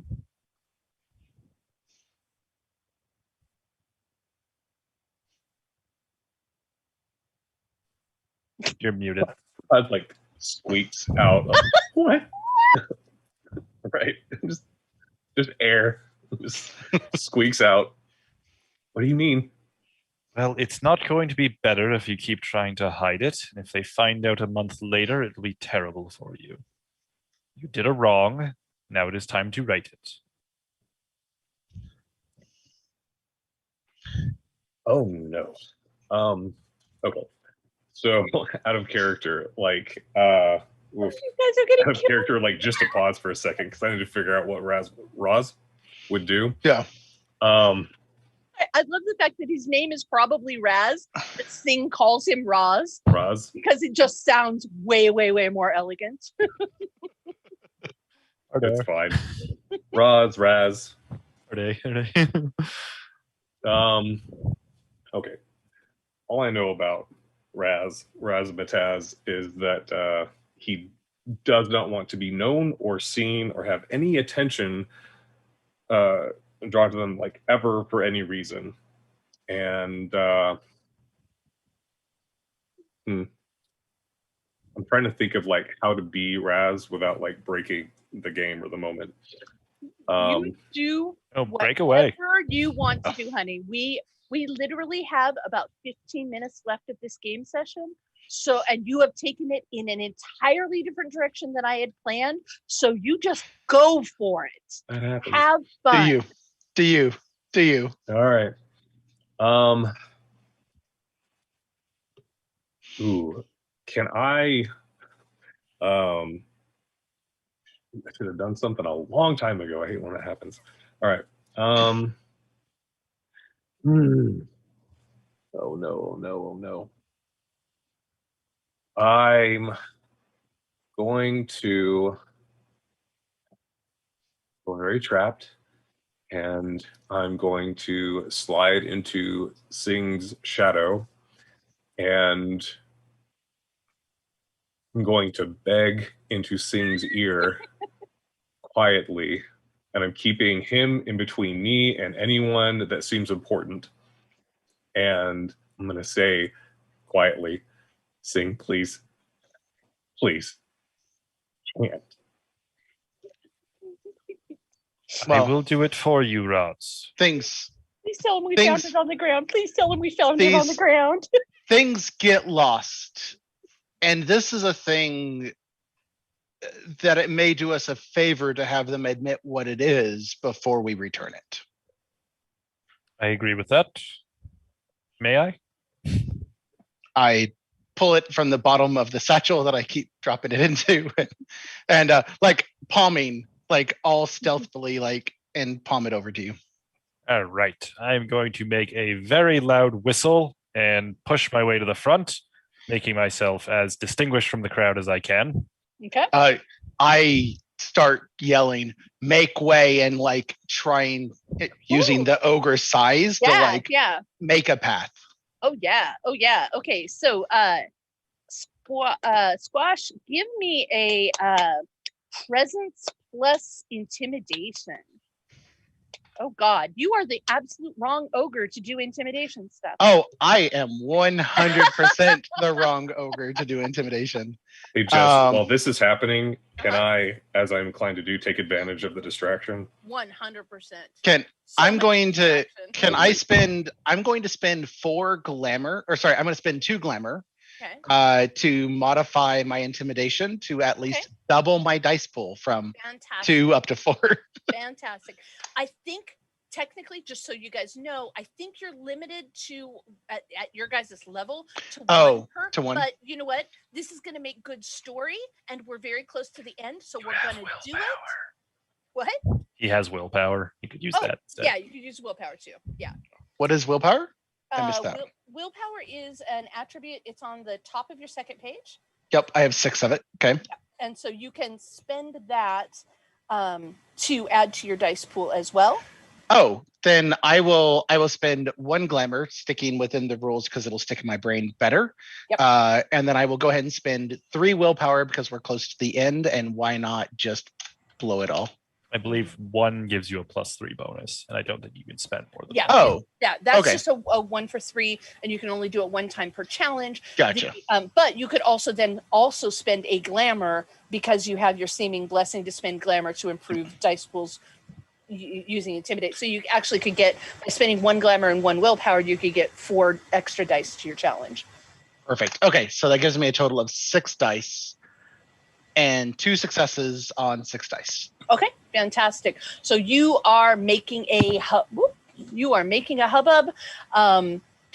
While Sing's whistle didn't get a huge amount of like response because people are yelling at each other and stuff, between his whistle and your make way, the people at least stop what they're saying and turn and look at you. Some of the folks that are not in the pavilion but are in the kind of crowd between there, or like start elbowing each other and like kind of backing out of their way to let you walk through because you look intimidating and they're not really sure exactly who you are, so they're going to make way. And then Raz, what do you do?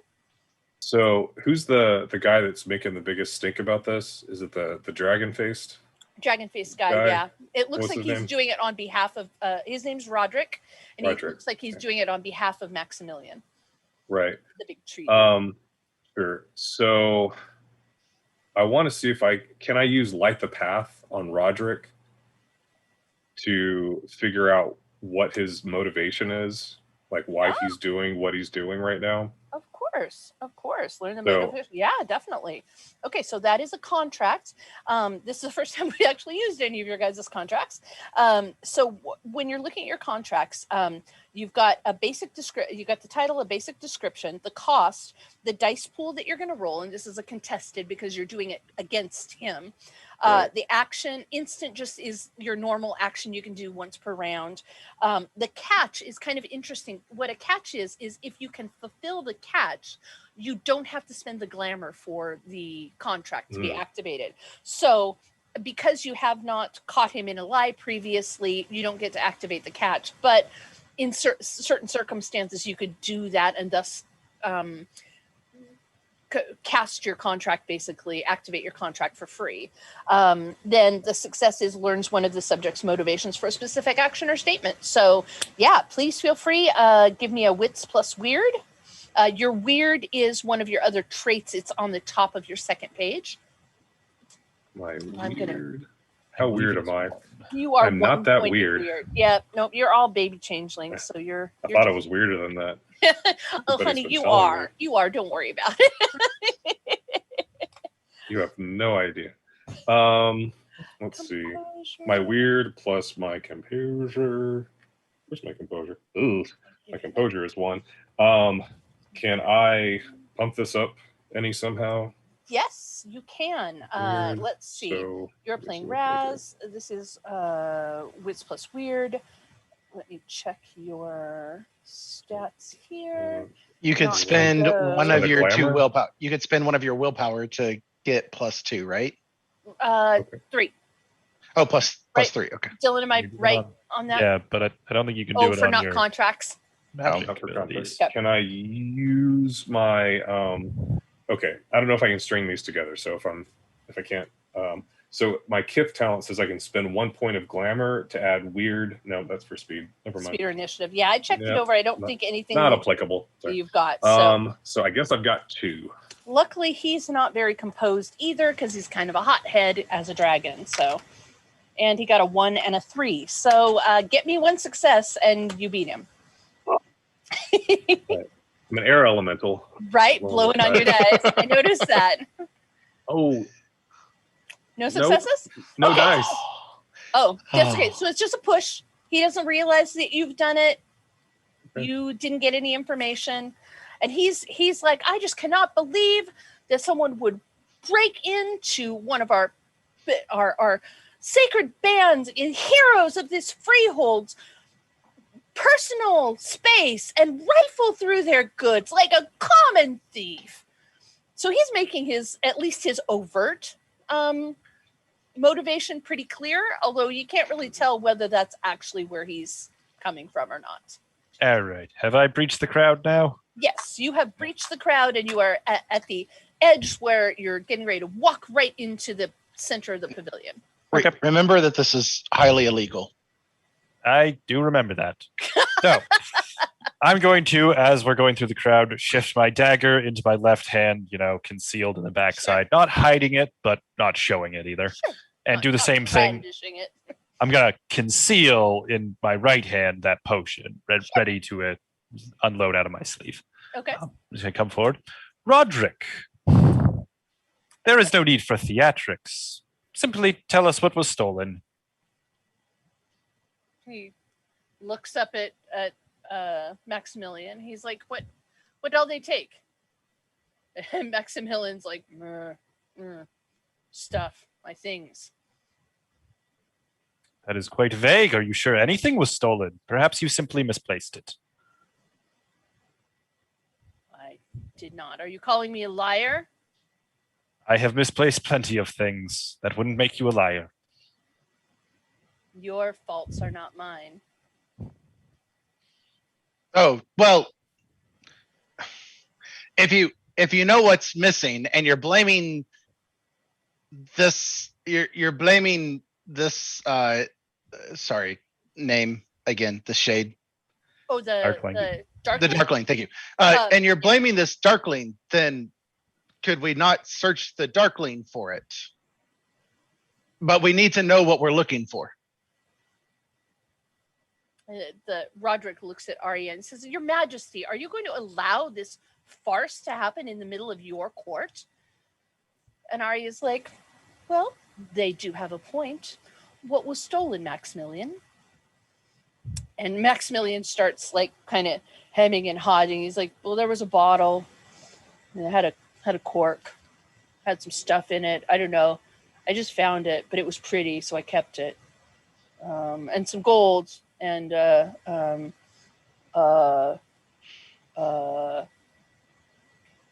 I think that was all it. But probably took more, but that's all I know. Very good, Maximilian. Thank you for that information. I just so happen to have figured out the cause of the confusion. I'm going to walk towards Ari. And her guards get like very much like, okay, wait, we're on alert now. They're not stopping you, but they're very much like, Pull it out. I happened to make conversation with a thief earlier, and I pull out the bottle to show her. did you now? Is it common for you to have conversations with thieves, Mr. Sing Sing? Yes, I often deal with the dregs of society. Noted. That could be very useful. She looks over at Roderick and up at Maximilian, says, is this what you were missing? And Maximilian's like, all right, it looks like it. Yeah, I think so. Roderick's like, oh, okay. So who did you take this from? Justice must be served. The thief I must be punished. agree with you. However, as condition for its peaceful relinquishment, I am to be the one to deal that justice. Roderick looks at the queen. He's like, are you gonna and the queen's like, I will enter a contract if you like. that seems fair to me. Maximilian, you and Mr. Sing Sing, you agree to a contract, a pledge. He returns your potion. Do you have the gold too? Unfortunately, my conversations with this thief indicate he did not take any gold. Oh, I shouldn't have said he. That's This thief did not take any gold. Unfortunately, if that was stolen, it may have been by another thief or potentially misplaced. Arya looks up at Maximilian. If you've ever seen, like, if you can imagine an oak tree looking sheepish, like his shoulders kind of, instead of being these majestic branches, are kind of like, well, I mean, I guess the gold wasn't all that important. And Arya's like, okay, so you pledge, you return his whatever it is. You promise that you will enact suitable punishment for this theft on the thief and keep me from having to deal with it. And we call it a day and go on with the tournament. Acceptable, gentlemen? So, what suitable punishment means for the contract? She didn't describe it. Perfect. My own view of suitable punishment. Charity. 20 bowls of lukewarm oatmeal. And as they hand that back over, Squash kind of looks at Maximilian and says, you should probably give that to the guards for disposal. It is an illegal drug. The queen's eyebrows go up to here. Is it now? What exactly? She holds out her hand to interfere with Sing giving it back to Maximilian. What exactly are we talking about here? Well, the sparkles, are they maroon or are they black? Because that distinguishes what it does. She kind of leans over into a sunbeam and holds the bottle into the sunbeam where it makes it very, very evident that they are just black as night sparkles. They appear black to me. Then that would mean, and I repeat an abbreviated version of what Genevieve said it was.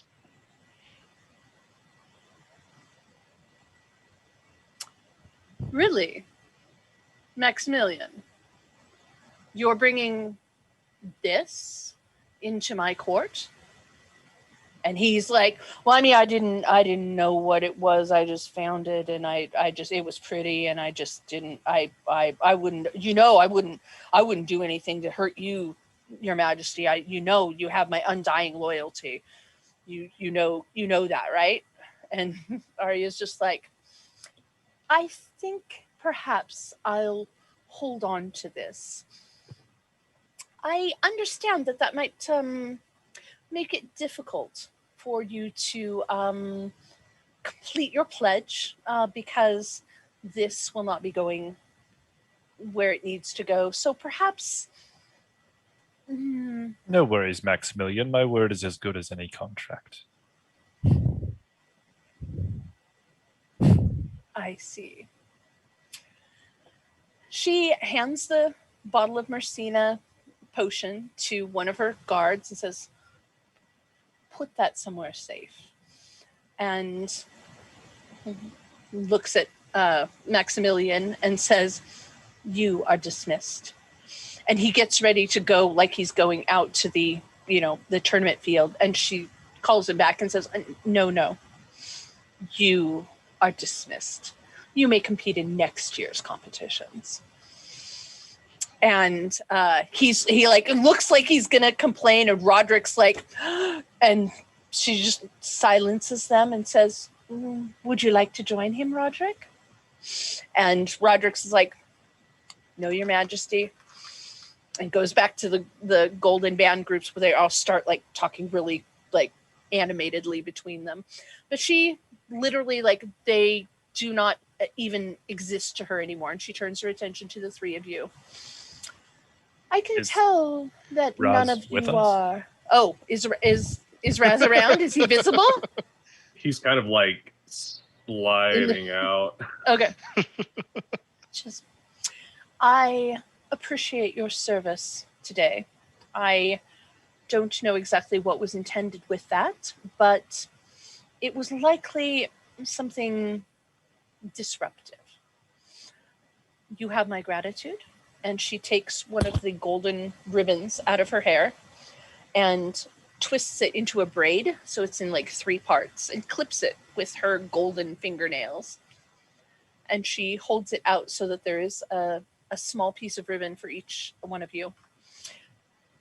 Within my next reign, within the next season, if there is some small favor that I might serve to the members of your motley, please feel welcome to ask. And then she turns her attention back to the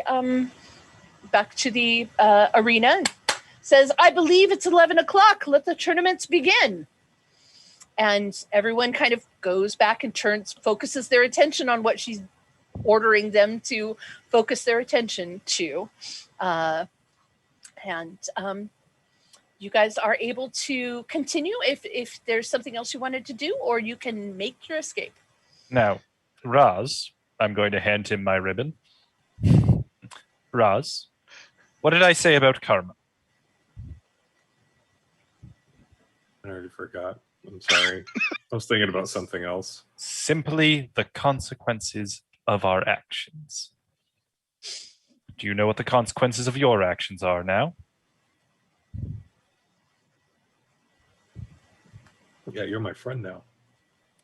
There are hungry mouths to be fed, and you will help me.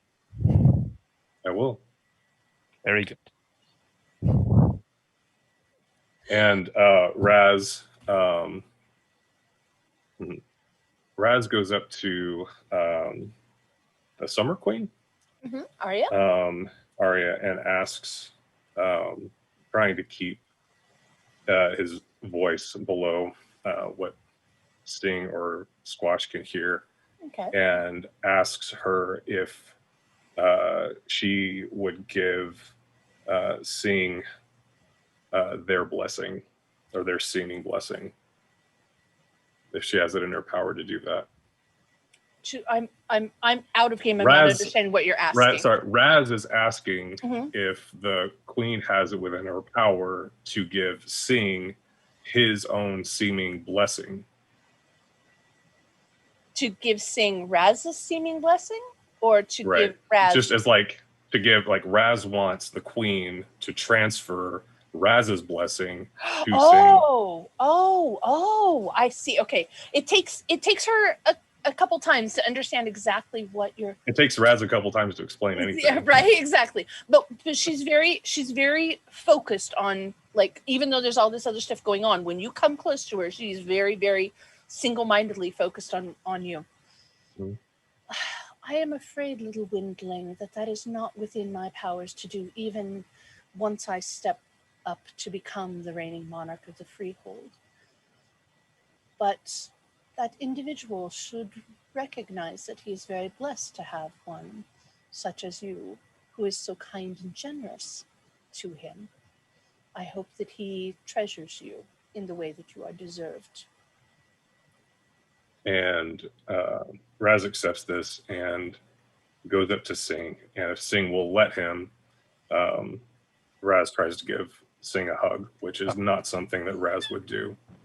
And Raz is sort of shorter and puts his little head into Sing's chest and just cries. Oh. Oh, that's adorable. You guys are wonderful. Okay, so what do you do from there? Do you stay and watch the tournament? Do you go shopping? Do you make your way back to your freehold? I will ask that we stand and cheer on Brianna. Nice. And then if she wins, stay and congratulate her. And if she loses, just bow out silently out the fastest path back to our freehold. Yeah, she makes it about to like the semifinals, which as a person who is obviously younger and less experienced than, I mean, there's the everybody kind of knew going into the tournament, like who the top 5 or 6 were going to be. There might be, one or two who made it fairly close there. But, the Golden Band guys really are the best of the best. But she gets up to like the semifinals and before she gets knocked out. And by the time she gets out, she has won the crowd's favor so much for just having such a not going to give up, fighting completely chivalrically. Like if her opponent drops their weapon, she steps back and allows them to pick up their weapon, that sort of thing. And she just has become such a crowd favorite. And you can tell the more her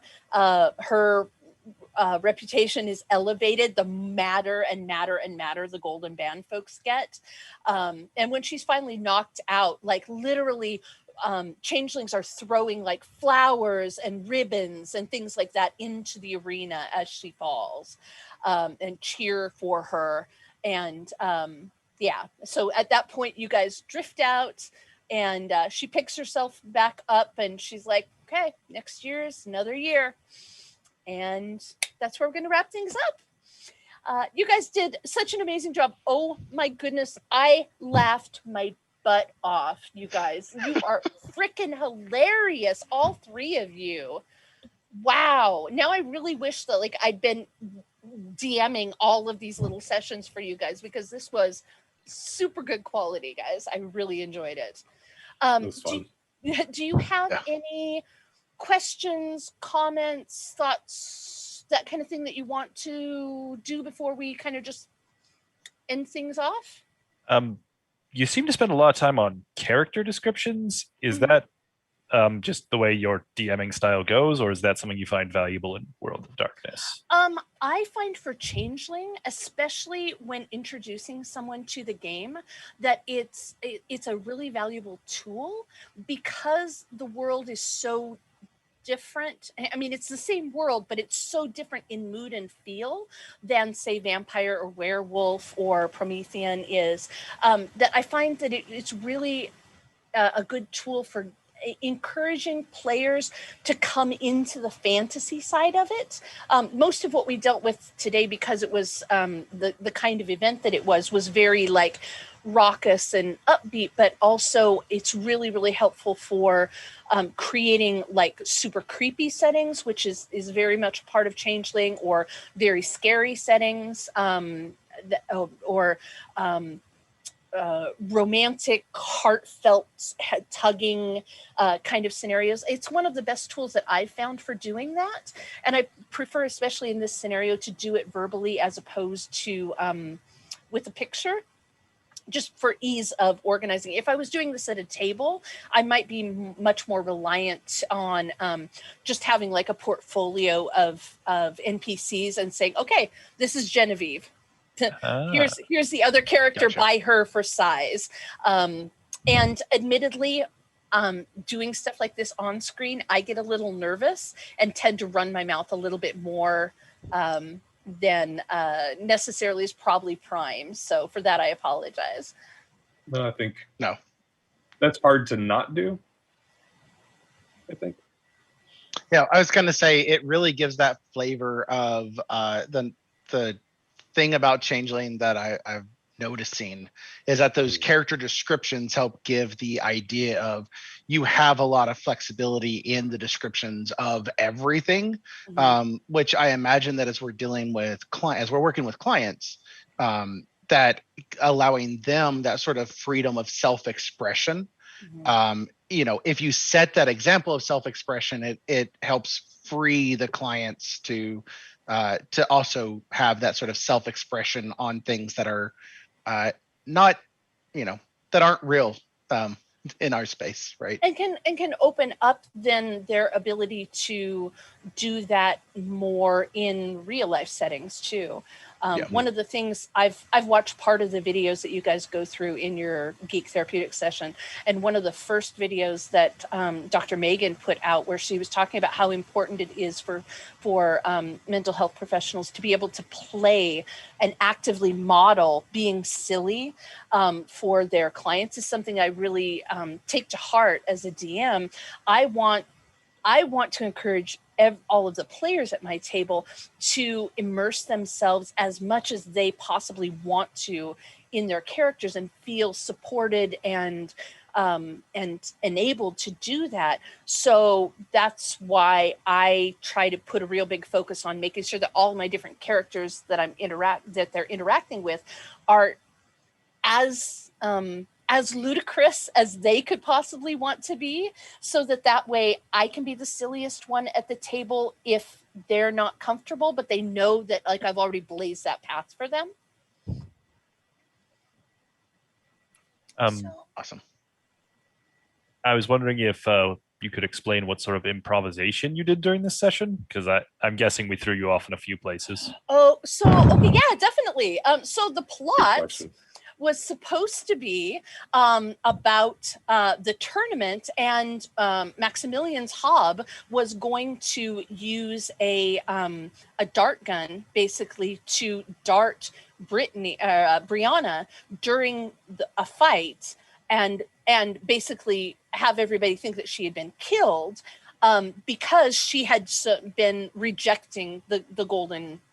The sacred band, and then the plot was supposed to be about tracking the Hob through the market and through the hedge and investigating and finding out what he'd used and that kind of thing.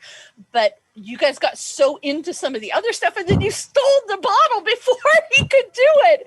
So I was like, okay, well, I guess this is just gonna go in a different direction now. Luckily, Genevieve, the Shih Tzu, is an NPC that had already been encountered in a previous cohort. So I had, when you guys were asking about brews, I'm like, oh, thank goodness I'd already made a brewer here. I know I can just drop her right in. Awesome. Yeah, so that's, I did not anticipate that was going to happen, but it was perfect.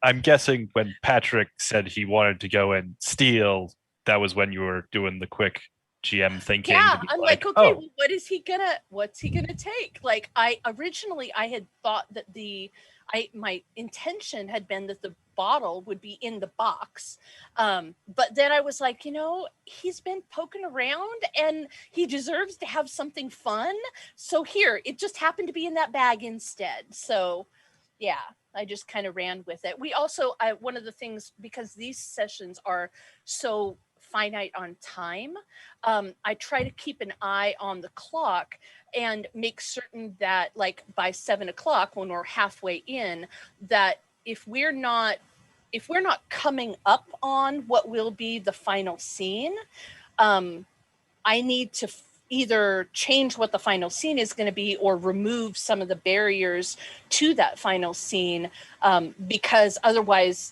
we would still be playing at 10 o'clock at night. So it's been very challenging to learn how to both run a game and teach people about Changeling along the way within a very, very finite, small time period. But you guys all did so good, so well. Sorry. You did really good at controlling it. I mean, you kind of mentioned it, or sort of half in character, or I don't remember. I think made note of the time, and then you really did get us to the finish line at that point. I was I noticed that.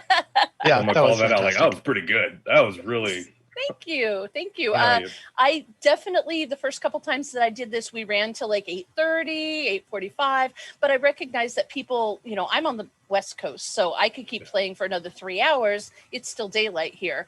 But we had a gentleman in one of the first cohorts who was from Norway, and it was, you know, it was like the next morning for him, if I'm remembering the time schedules right. So definitely something to keep in mind. You know, and it's something also that, you know, with you guys, you know, you're running sessions on a client session. So, you know, you may have 50 minutes or whatever your, you know, your blocks are. So it's definitely a skill to think about. And it's just something that, you know, gets better with practice, at least in my experience. I've gotten better at it over the course of the different sessions that I've been running for different cohorts. So, but thank you. And speaking of which, it's like 8:20, so we should probably wrap up so that our genies behind the technical stuff can call it a night. Thank you guys very much. I'm Jess Hartley. I'm Jess Hartley on pretty much all social media. If at any point in the future you have any questions about Changeling or World of Darkness stuff or writing for the gaming industry or anything like that, please feel free to come to me. My office door is open at all times. Okay? Awesome. Thanks. Thank you Take so care, much. guys. It was a Jess. blast. It was so much fun. Good night. All right. Good night. Good night.